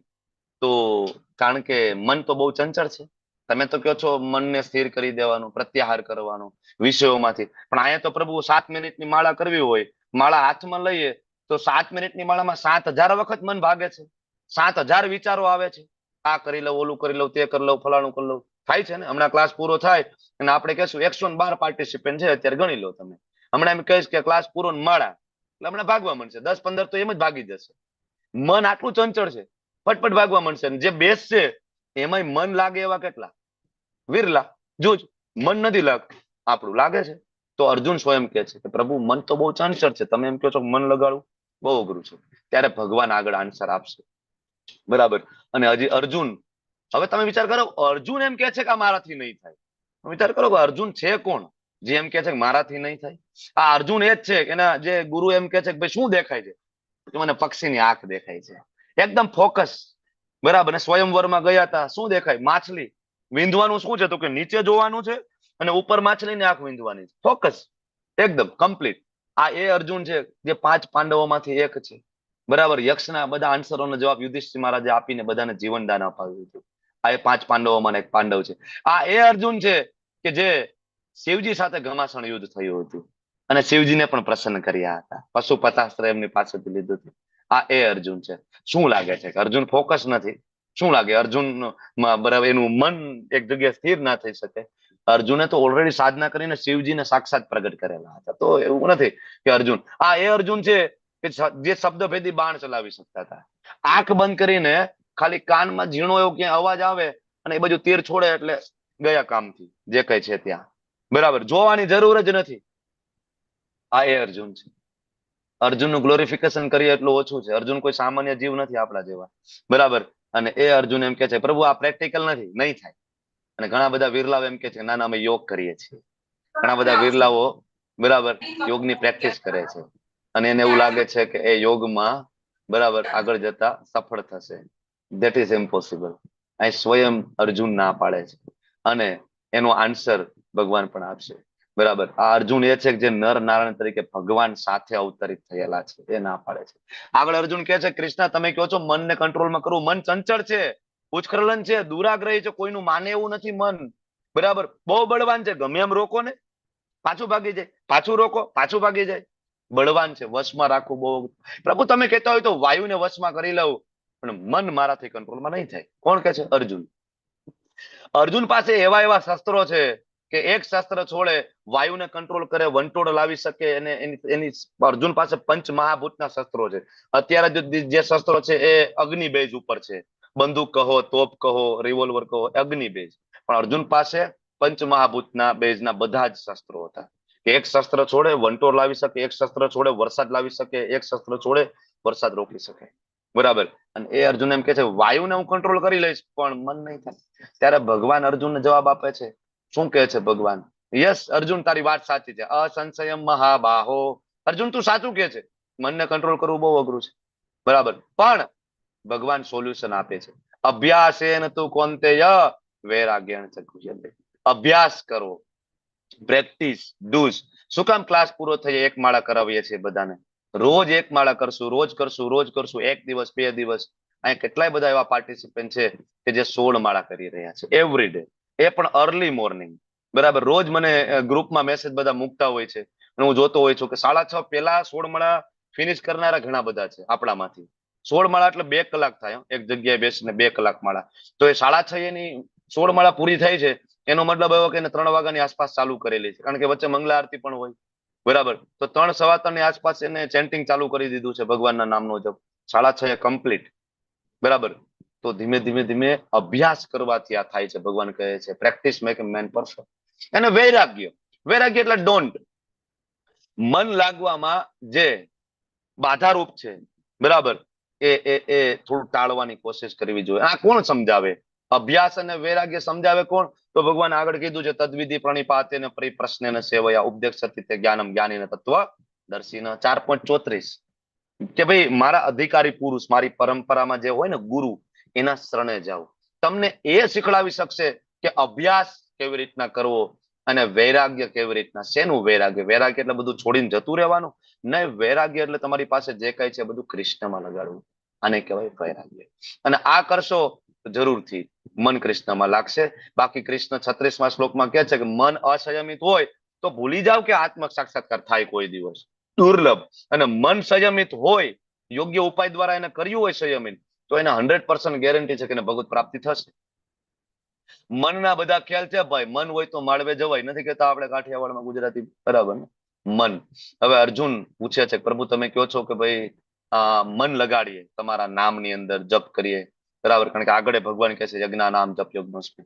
પણ પ્રભુ આ કરતા કરતા ધારો કે કોઈ વ્યક્તિ ભક્તિ કર્મમાં આવ્યો, બરાબર, અને પ્રભુજીએ કીધું કે 1 માળા કરો, 1 માળા કરતો 2 માળા 4 માળાએ પહોંચી ગયો.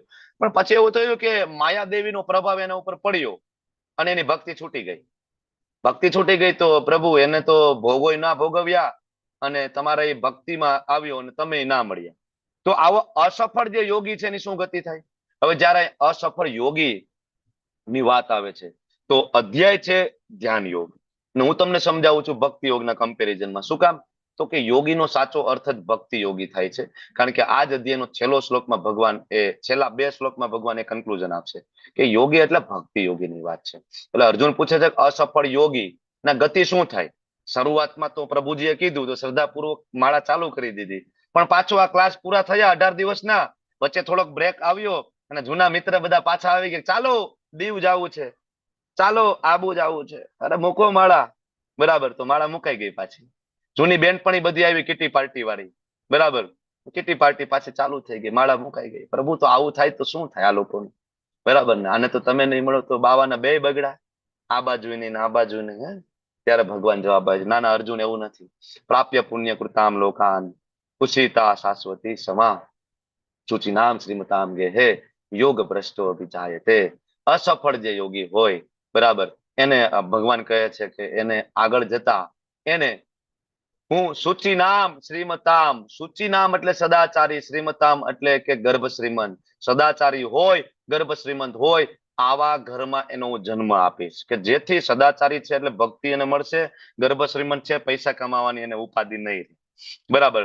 તો નાનપણથી એ ભક્તિ સરળતાથી કરી શકશે. જેની ભક્તિ 5% આ વખતે થઈ તો એની આવતા જન્મમાં 6% થી ચાલુ કરાવવાની ગેરંટી ભગવાનની છે. બરાબર. આ એક જ યોગ એવો છે કે જે કેરી ફોરવર્ડ થાય છે. અથવા યોગી નામ એવ કુલે ભવતી ધીમતામ એતદ્ધિ દુર્લભતરમ લોકે જન્મયતિ છે. તો ભગવાન કહે છે કે અથવા દીર્ઘ યોગાભ્યાસ 20 વર્ષ 30 વર્ષ 40 વર્ષ ભક્તિ કરી, બરાબર, પણ ભગવત પ્રાપ્તિ થતા થતા થતા શરીર છૂટી ગયું. આવું બન્યું કે 90% ભક્તિ 95% ભક્તિ થઈ ગઈ પછી છેલ્લા શરીર છૂટી ગયું. તો ભગવાન કે ડોન્ટ વરી, બીજો જન્મ અધ્યાત્મવાદી કુળમાં આપીશું. બરાબર. વૈષ્ણવ કુટુંબ હોય, નાનપણથી જ ભક્તિ, માતા પિતા ભક્તિ કરતા હોય, ઘરમાં ભોગ લાગતો હોય, હરિનામ કીર્તન ચાલુ હોય, સુંદર મજાની શ્રી વિગ્રહ સેવા ઘરમાં થતી હોય, આવા ઘરમાં જન્મ આપીશ ને, નાનપણથી જ ભક્તિ, બરાબર, એટલે બીજા જન્મમાં એની ભગવત પ્રાપ્તિ હું કન્ફર્મ કરાવીશ. આ ભગવાન કહે છે કે એ ફેલ નહીં જાય. અર્જુન એને 5% કરેલી હશે કે એને 95% કરેલી હશે, અર્જુન ગેરંટી મારી છે. ઉભો થઈને ઘોષણા કરી દે અર્જુન કે મારા ભક્તોનો કોઈ દી નાશ નથી થતો. કોંતે પ્રતિજાનીહિ નમે ભક્ત્યા પ્રણશ્યતિ. અર્જુન ઘોષણા કરી દે મારા ભક્તોનો કોઈ દી નાશ નહીં થાય. બરાબર. ત્યારે આ અધ્યાયના છેલ્લા શ્લોકની અંદર હવે કૃષ્ણ કહે છે કે યોગી નામ અપી સર્વેશામ મત ગતે અંતરાત્મના શ્રદ્ધાવાન ભજતે યો મામ સમયુક્ત તમમત. ખરેખર કોને યોગી કહેવાય? સર્વશ્રેષ્ઠ યોગી છે કોણ કૃષ્ણ? ત્યારે ભગવાન એ સ્વયં કહે છે યોગી નામ અપી સર્વેશામ. જો અર્જુન, ઘણા બધા પ્રકારના યોગીઓ છે અને અર્જુન અત્યાર સુધી આપણે ઘણી બધી ચર્ચાઓ થઈ. બીજા અધ્યાયમાં અર્જુન મેં તને સાંખ્ય યોગ ભણાવ્યું એટલે કે જ્ઞાન યોગી. ત્રીજા અધ્યાયમાં અર્જુન મેં તને સકામ કર્મ યોગ ભણાવ્યો એટલે કે સકામ કર્મ યોગી. ત્યાં નિષ્કામ કર્મ યોગ પણ ભણાવ્યો એટલે કે નિષ્કામ કર્મ યોગી. બરાબર. અને અર્જુન, આજે આપણે ધ્યાન યોગી ભણ્યા, આપણે હઠ યોગી ભણ્યા, આજે આપણે અષ્ટાંગ યોગી પણ ભણ્યા. બરાબર. તો આ અલગ અલગ પ્રકારના યોગી છે. કર્મ યોગી હોય, જ્ઞાન યોગી હોય, ધ્યાન યોગી હોય, અષ્ટાંગ યોગી હોય, હઠ યોગી હોય. બરાબર. પણ આ બધા યોગીઓમાંથી યોગી નામ અપી સર્વેશામ મદ ગતે અંતરાત્મના, જેના અંતર આત્માની અંદર, જેના અંતઃકરણમાં મદ, મત એટલે હું, મારું ચિંતન થાય છે. કૃષ્ણ કહે મારું ચિંતન થાય છે. અને પછી આગળ શ્રદ્ધાવાન ભજતે યો મામ. શ્રદ્ધાપૂર્વક ભજતે એટલે ભજન કરવું ને. અહીંયા તો બહુ ક્લિયરલી છે, સમજાય એવું છે ને. ઘણા બધા એમ કે તમે ઇસ્કોન વાળા છે એ ખાલી ભક્તિને હાઇલાઇટ કરો છો. ઇસ્કોન વાળા હાઇલાઇટ નથી કરતા, કૃષ્ણએ કહ્યું છે. આ શ્લોક છે, સાર છે આગળના 5 અધ્યાયનું. બધા યોગોની ચર્ચા કર્યા પછી કૃષ્ણ એમ કે છે કે ભાઈ શ્રદ્ધાવાન ભજતે યો મામ, જે શ્રદ્ધાપૂર્વક મારું ભજન કરે છે, મામ સમયુક્ત તમમત, આ સૌથી શ્રેષ્ઠ છે. Confusion clear? જ્ઞાન યોગમાં આગળ વધુ, કર્મયોગમાં આગળ વધુ, કે પછી હઠ યોગ, ધ્યાન યોગ, અષ્ટાંગ યોગ? નહીં. કેમાં આગળ વધશું? સર્વશ્રેષ્ઠ કયો યોગ છે? ભગવાનની ભક્તિ. બરાબર. અને આજ સુધી ભક્તિ યોગ દ્વારા ભગવાન પ્રાપ્ત થયા હોય એવા એક્ઝામ્પલ તમારી પાસે ઢગલાબંધ હશે. પણ હું તમને એમ કહું કે આના સિવાયના કોઈને ભગવાન પ્રાપ્ત થયા હોય, આવા એક્ઝામ્પલો બહુ જૂજ, કદાચ વિરલાવો હોય. અને જ્ઞાન યોગ, અષ્ટાંગ યોગ, ધ્યાન યોગ થી પ્રાપ્ત થયા હોય, રેર. અને આ હું નથી કહેતો, 12મા અધ્યાયના 5મા શ્લોકમાં કૃષ્ણ કહેશે કે ભાઈ બહુ રેર છે, એમાં બહુ દુઃખ છે, રસ્તા ઉપર ચાલવાનો શું મતલબ છે? આટલો સરળ રસ્તો હું તમને આપું છું, બરાબર ને? નારદજીએ શું કર્યું છે? હનુમાનજી શું કરવા ગયા? હનુમાનજી હિમાલયમાં તપશ્ચર્યા કરવા ગયા છે? નહીં. સતત રામચંદ્રજીની ભક્તિ. નારદજી સતત નારાયણ નારાયણ નારાયણ, ભગવાનનું સતત નામ કીર્તન જપ. બરાબર.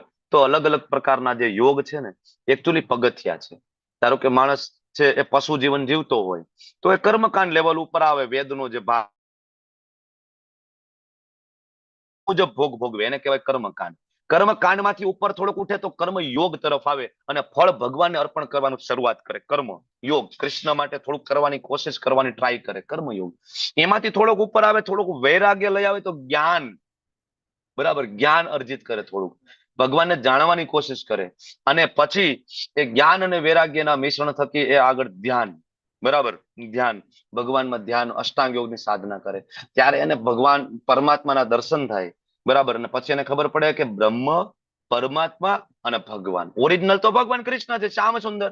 ત્યારે એ ભગવાન શ્રી કૃષ્ણની ભક્તિમાં ઉન્નત થાય છે. તો બધાના અલ્ટિમેટ ગંતવ્ય તો અહીંયા જ છે. આવવાનું તો ત્યાં જ, પણ જે લોકો જ્યાં રોકાઈ જાય ને એ નામથી ઓળખાઈ જાય. કોઈ લોકો કર્મયોગ જ કરે અને આગળ વધે જ નહીં તો એ કર્મયોગી થઈ ગયા. કોઈ જ્ઞાન યોગમાં આગળ વધે તો જ્ઞાન યોગ. ઘણા બધા એમ કે હમ કર્મયોગી હે. અરે ભાઈ, કર્મયોગી એટલે હાવ નીચલું પગથિયું છે. એમાં ઘમંડ કરવાની જરૂર નથી. ઘણા બધા એમ કે અમે કર્મયોગી છે. તો કર્મયોગી હાવ નીચલું પગથિયું છે. પેલા પગથિયે ઉભા જ તમે. કોઈ એમ કે અમે જ્ઞાન યોગી છીએ, અમે વેદાંતી છીએ.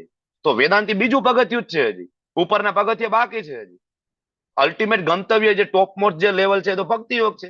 સ્વયં કૃષ્ણ કહે છે યોગી નામ આપી સર્વે સંમતગતે અંતરાત્મના શ્રદ્ધાવાન ભજતે યોમાં સમયુક્ત તમમ.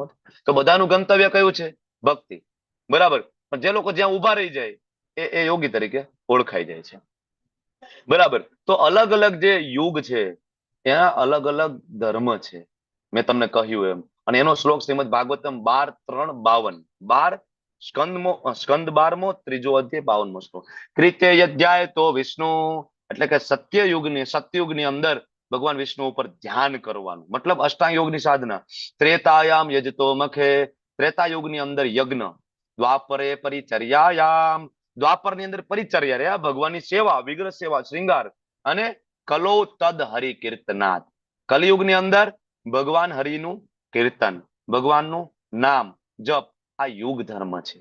બરાબર. અલગ અલગ યુગના ધર્મ હોય. તો તમે અત્યારે ધ્યાન કે યોગની સાધના દ્વારા ભગવાનને પ્રાપ્ત કરવાની કોશિશ કરો, ઇમ્પોસિબલ. ભગવાન પોતે 12મા અધ્યાયમાં કહે છે કે નહીં, શક્ય જ નથી, દેહધારીઓ માટે પોસિબલ નથી, નહીં થઈ શકે. એટલે ઘણા બધા લોકો આવી રીતના તપશ્ચર્યા કરવા જાય, જુનાગઢ જાય, હિમાલયમાં જાય, પાછા પડે, પછી અખાડા ખોલીને બેસે, ત્યાં ડાયરા કરે. કારણ કે વહાં કઈ મળે જ નહીં, કારણ કે કળિયુગમાં બહુ અઘરું છે, શક્ય નથી. ઓકે. તો કળિયુગની અંદર માત્ર ભગવાનના પવિત્ર નામનો જપ કરવો જોઈએ. એના શાસ્ત્રના રેફરન્સ તમે જોવો તો આપણે જે હરે કૃષ્ણ મહામંત્રનો જપ કરીએ છીએ ઇસ્કોન વાળા, તો કઈ આ ઇસ્કોન નો મંત્ર નથી. બરાબર. આ કઈ જે ઇસ્કોનના સંસ્થાપક આચાર્ય મારા ગુરુ મહારાજ કઈ પ્રભુપાદે આપેલો મંત્ર નથી. આ સ્વયં બ્રહ્માજી આપેલો મંત્ર છે. હરે કૃષ્ણ કૃષ્ણ કૃષ્ણ હરે હરે, હરે રામ રામ રામ હરે હરે, ઇતિ 16 નામ કલી કલ્મસ નાશનમ. આ જે 16 શબ્દોનો મંત્ર છે એ કળિયુગના બધા કલહને નાશ કરનારો છે. નત પરતરો ઉપાય, આનાથી શ્રેષ્ઠ બીજો કોઈ ઉપાય મને દેખાતો નથી. સર્વ વેદેશુ દૃશ્યતે, બધા જ વેદો ઉપનિષદોને મેં ફંફોડી લીધા છે. કોણ કે છે આ? સ્વયં બ્રહ્માજી. બ્રહ્માજી અહીંયા આપણને સમજાવે છે કે મેં બધું જોઈ લીધું. કળિયુગની અંદર આ એક એવો મંત્ર છે હરે કૃષ્ણ મહામંત્ર કે જેના દ્વારા તમારું મન ભગવાનમાં લાગશે. અને આ અલ્ટિમેટ ટ્રુથ છે. અને આનું પ્રેક્ટિકલ જોવું હોય તો જોવો ને, વિશ્વના કેટલા બધા દેશો છે કે હરે કૃષ્ણ મહામંત્ર કરી, બરાબર, એનો જપ કરી અને એના મનને ભગવાનમાં લગાડી શક્યા છે. ખરાબમાં ખરાબ વ્યસનો છોડી શક્યા છે, સંગત છોડી શક્યા છે, વ્યભિચાર છોડી શક્યા છે, દારૂ જુગાર બધું છોડી શક્યા છે માત્ર ભગવાનના નામ થકી. એટલે આ શાસ્ત્રીય રેફરન્સ છે. કલિસંત્રણ ઉપનિષદ યજુર્વેદ નો આ રેફરન્સ છે. યજુર્વેદમાં આપેલો આ મંત્ર છે. બરાબર. તો સેમ નારાયણ સંહિતામાં તમને મળશે કે ફક્ત ભગવાનનું નામ. ચૈતન્ય ચરિતામૃતની અંદર છે હરેર નામ હરેર નામ હરેર નામ એવ કેવલમ કલો નાસ્તિ એવ નાસ્તિ એવ નાસ્તિ ગતિરન્યથા. કોઈ રસ્તો જ નથી ભાઈ, ભગવાન હરિનું નામ લો. બરાબર. પછી એ જ વસ્તુ ભાગવતની અંદર 12મા સ્કંદમાં જયારે કળિયુગનું વર્ણન આવે છે તો રાજા ખૂબ દુઃખી થાય છે, પરીક્ષિત રાજા. ત્યારે સુખદેવજી કહે છે કે રાજા ચિંતા નહીં કરતા, કળિયુગની અંદર એક મહાન ગુણ છે. કલે દોષ નિધે રાજન એકે મહાન ગુણ કીર્તનાદેવ કૃષ્ણસ્ય, કૃષ્ણનું તમે કીર્તન કરો, કીર્તનાદેવ કૃષ્ણસ્ય મુક્ત સંગ પરમ વ્રજેત. બરાબર. સ્વયં ભગવાન પણ 10મા અધ્યાયમાં કહે છે યજ્ઞ નામ જપ યજ્ઞોસ્મિ. બરાબર. જેથી આપણે જપ કરીએ છીએ હરે કૃષ્ણ મહામંત્ર. એવું નથી કે ઇસ્કોન નો મંત્ર છે. બરાબર. આ બધા મનુષ્ય માત્ર માટેનો આ મંત્ર સ્વયં બ્રહ્માજી, આપણા બધાના જે પિતા, એમને આપ્યું. એ જ મંત્ર બ્રહ્મ વૈવર્ત પુરાણની અંદર શિવજી માતા પાર્વતીને કહે છે. એ જ મંત્ર 538 વર્ષ પહેલા ભગવાન શ્રી ચૈતન્ય મહાપ્રભુ પ્રગટ થયા એને આપ્યું. તો એવું નથી, બ્રહ્માજી આપ્યો છે, શિવજી આપ્યો છે, અને ભગવાન વિષ્ણુ એટલે કે ભગવાન કૃષ્ણએ આપ્યો છે. બ્રહ્મા વિષ્ણુ મહેશ ત્રણેય મળીને આપણને હરે કૃષ્ણ મહામંત્ર રિકમેન્ડેડ કરે છે કળિયુગની અંદર. ઓકે. તો આનું સંકીર્તન કરો, જપ કરો. જપ કરતા પહેલા પંચતત્વ મંત્ર બોલવાનું, જય શ્રી કૃષ્ણ ચૈતન્ય પ્રભુ નિત્યાનંદ શ્રી અદ્વૈત ગદાધર શ્રીવાસાદિ ગૌર ભક્તવૃંદ. એમાં શ્રી કૃષ્ણ ચૈતન્ય એટલે ભગવાન કૃષ્ણ, નિત્યાનંદ પ્રભુ બલરામજી, અદ્વૈત આચાર્ય એટલે કે શિવજી, મહાવિષ્ણુનું કોમ્બિનેશન, અને ગદાધર પંડિત એટલે રાધારાણી, અને શ્રીવાસ આચાર્ય એટલે કે નારદજી. આ બધાને આપણે ક્ષમા યાચના અને પ્રાર્થનાઓ કરીએ છીએ માળા કરતા પહેલા. માળા સંભળાય એમ કરો. ઘણા બધા એમ કે ભાઈ માળા જે મનમાં કરવાની હોય, બધાને ના સંભળાવવાની હોય, પણ ભગવાનના નામનું ઉચ્ચારણ મોટેથી કરવાનું. એટલીસ્ટ તમે બોલો, તમારા કાનમાં પડે. શું કામ? તો કે આ સાયન્ટિફિક કારણ છે. તમે આગળ પ્રશ્ન પૂછશો તો આપણે એની ચર્ચા કરીશું. બરાબર, આપણી પાસે સમય ઓછો છે. બાકી લેવલ 2 માં જરૂર ચર્ચા કરીશું. શું કામ મોટેથી બોલવાનો છે? બરાબર, ખાલી એટલું તમને કહી દઉં કે આ મહાન આચાર્ય હરિદાસ ઠાકુરે એવું કીધું છે કે મોટેથી જયારે મંત્ર બોલશો, તમારા ઘરમાં ક્યાંક કરોડિયાનું ઝાડું હશે ને, એમાં કરોડિયો પણ આટા મારતો હશે, તમારા મુખે બોલાયેલા ભગવાનના નામ દ્વારા એના ખાતામાં સુકૃતિ જમા થશે, અને નેક્સ્ટ બર્થ એનો મનુષ્યનો થઈ જશે, એનો ઉદ્ધાર થઈ જશે તમારી માળા કરવાથી. બરાબર, તો સંભળાય એ રીતના બોલો. દરેક નામનું સ્પષ્ટ ઉચ્ચારણ. હરે કૃષ્ણ હરે કૃષ્ણ હરે Krishna good good good good માળા નથી કરવાની, સ્પષ્ટ ઉચ્ચારણ વાળી માળા કરવાની છે. આદર, ભક્તિ, એકાગ્રતા સાથે. કારણ કે નામ અને ભગવાનમાં ફેર નથી. નામ અને નામીમાં કોઈ ભેદ નથી. કૃષ્ણ બોલો છો ત્યારે કૃષ્ણ સૂક્ષ્મ સ્વરૂપે તમારી જીવા ઉપર નર્તન કરે છે, તો એમાં ભેદ નથી. કોઈ પણ જગ્યાએ કરી શકો, ચાલતા, બેસતા, બરાબર, ટ્રાવેલિંગ કરતા કરતા, કોઈ પણ સમયે કરી શકો. ઇવન તમે સ્નાન ના કર્યું હોય ને, સ્નાન, તો પણ તમે માળા કરી શકો છો, જપ કરી શકો છો. તમે પૂજા વિધિ ના કરી શકો પણ તમે માળા કરી શકો છો. સ્નાન કર્યા વગર તુલસી માળા ઉપર સ્નાનની જરૂર નથી. અને ગણીને માળા. ઘણા બધા એમ કે જરૂર છે. ભગવાને કીધું છે 9મા અધ્યાયમાં સતતમ કીર્તયંતો મામ યતંતસ્ય દ્રઢ વ્રત. એક દ્રઢ વ્રત, એક ક્વોન્ટિટી નક્કી કરો કે ભાઈ હું આજે 108 વખત એટલે કે એક માળા કરીશ, હું આજે 2 માળા કરીશ. નહીં, દ્રઢ વ્રત, એક વ્રત લો. ભગવાને કીધું છે ગણતરી કરીને કરવાનું છે. જપ કરતી વખતે શું નહીં કરવાનું? એક ભાગનો જપ નહીં કરવાનો. હરે કૃષ્ણ હરે કૃષ્ણ હરે કૃષ્ણ હરે કૃષ્ણ હરે કૃષ્ણ આમ નહીં, આખો મંત્ર બોલવાનો. સુમેરુ મણકા ઉપર જપ નહીં કરવાનું, ને પંચતત્વ મંત્ર બોલવાનું. પુસ્તક વાંચતી વખતે, ટીવી જોતી વખતે ને મોબાઈલ જોતી વખતે, ક્લાસ ચાલુ હોય ત્યારે માળા નહીં કરવાની. બરાબર ને? ઘણા બધા એક હાથમાં મોબાઈલ હોય અને બીજા હાથે, બરાબર. હવે તો અત્યારે તો આ પાછો એક આપણે ઇસ્કોન વાળા તો બધા એક્સપર્ટ થઈ ગયા આવડી આંગળીથી કામ કરવા માટે. બાકી બધી આંગળી અંદર આ એક જ બાર હોય, એટલે આનાથી આમ સ્ક્રોલ થતું હોય, માળા હાથમાં સ્ક્રોલ થતું હોય. એ રીતના માળા નથી કરવાની. આપણે માળા કરીએ ત્યારે માળા જ કરવાની, મોબાઈલને સાઈડમાં મૂકવાનું, ટીવી નથી જોવાનું. ભગવાનમાં એટલીસ્ટ થોડુંક મન લાગે એની આપણે ટ્રાય કરવાની છે. બરાબર ને? ઉપર આપણે ડિપેન્ડ છીએ. એવું નથી કે આપણે કરશું તો આપણે થઈ જાય. આપણે ડિપેન્ડેબલ છે. આપણે ખાલી પ્રયત્ન જ, કૃષ્ણ ખાલી તમારો મારો પ્રયત્ન જોવે છે. જપ કરવાના ફાયદા, ગમે એવા પાપી પ્રતિક્રિયાઓમાંથી તમે બહાર નીકળી શકો છો. ભગવાનનું એક નામમાં એટલી શક્તિ છે કે તમે કરોડો જન્મ સુધી જે પાપ ના કરી શકો, બરાબર, અને ભગવાનનું એક નામ એને બાળીને ભસ્મ કરી શકે છે. તમારા અબજો જન્મ ઓછા પડે પાપનો ઢગલો, બરાબર, કરવામાં, પણ ભગવાનનું એક નામ કાફી છે ઢગલાને બાળીને ભસ્મ કરવા માટે. તો જરૂરથી ભગવાનનું નામ લો. ચિંતા તાણથી તમે મુક્ત થાવ, મનની શાંતિ પ્રાપ્ત થાય, વાસ્તવિક સુખનો ખરેખર તમને આનંદ થશે. અને વિશ્વના હજારો લોકોનો આ અનુભવ છે. તમારી સામે થોડી સ્લાઇડ હું રન કરું છું. જ્યોર્જ હેરિસન, કેનેડાના પ્રખ્યાત પોપ સિંગર. માઇકલ જેક્સન તો પછી આવ્યા, એની પહેલા આ હતા, બરાબર. ખ્યાત નામ જ્યોર્જ હેરિસન. શિલ પ્રભુપાદજીના શરણે ગયા અને કૃષ્ણ મહામંત્રનો જપ કર્યો, ભગવાનના શુદ્ધ ભક્ત બની ગયા. જીન ક્લોડે, બિઝનેસમેન. પછી આપણે વાત કરી હતી ફોર્ડ કંપનીના માલિક, બરાબર, પ્રભુપાદના ઇનિશિયેટેડ ડિસાઇપલ છે. રોજ 16 માળા કરે છે, 2 કલાક, એના કરતા પણ વધારે કરે છે. બરાબર, પ્રચાર પ્રસાર, બધી જગ્યાએ ફરવું, ભગવદ્ ગીતા ભાગવતમનો પ્રચાર કરવો. આમની ફોર્ડ કંપની છે જે ગાડીઓ ફરી રહે. ફોર્ડ કંપનીના માલિક પાસે ટાઈમ છે, તમે હું એમ કે મારી પાસે ટાઈમ નથી માળા કરવાનો, બરાબર ને? તો વિચાર કરો કે કેટલા બીજી હશે. મલ્ટીનેશનલ કંપની ધરાવે છે આખા વિશ્વની અંદર, છતાં એની પાસે ટાઈમ છે. તમે કહો મારી પાસે ટાઈમ નથી. એનડી દેસાઈ, બરાબર. ઋષિકેશ મફતલાલ, ક્યારેક મુંબઈમાં જુહુ ટેમ્પલે ગયા હોય તો ઘણી વખત તમને આ જોવા મળશે સિમ્પલ ડ્રેસની અંદર. બરાબર, ઘણી વખત જૂતાની સેવા કરતા લોકો આમને જોયા છે. બરાબર, બધાને ચંપલ લઈને બેગમાં મૂકીને મૂકતા હોય છે, બરાબર, મફતલાલ. બરાબર, તો આવા ઘણા બધા વિશ્વમાં ઘણા બધા એવા મોડેલો થયા છે કે શિલ પ્રભુપાદજીના શરણે આવે છે, જીવન કમ્પ્લીટ ચેન્જ. નૌસેનાના અધિકારી, નેવી, બરાબર, પછી ડિઝાઇનર, મોટા મોટા બિઝનેસમેન થી લઈને કેટલા બધા લોકો એ વેપારી છે.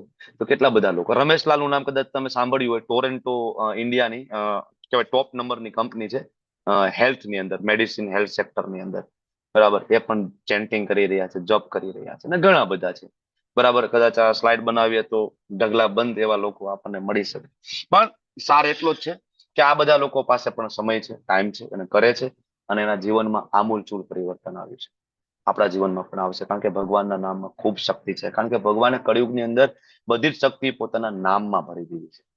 પ્લીઝ સાથે મળીને આપણે બધા એક માળા કરીશું. વાંછા કલ્પતરુભ્યશ્ચ કૃપા સિંધુ ભેવચ પતિતાનામ પાવનેભ્યો વૈષ્ણવેભ્યો નમો નમઃ. અનંત કોટી વૈષ્ણવ વૃંદ की जय, श्रील प्रभुपाद की जय, ग्रंथ राशि भागवत भगवद गीता, श्री चैतन्य चरितामृत की जय. हरे कृष्ण कृष्ण कृष्ण हरे हरे, हरे राम राम राम.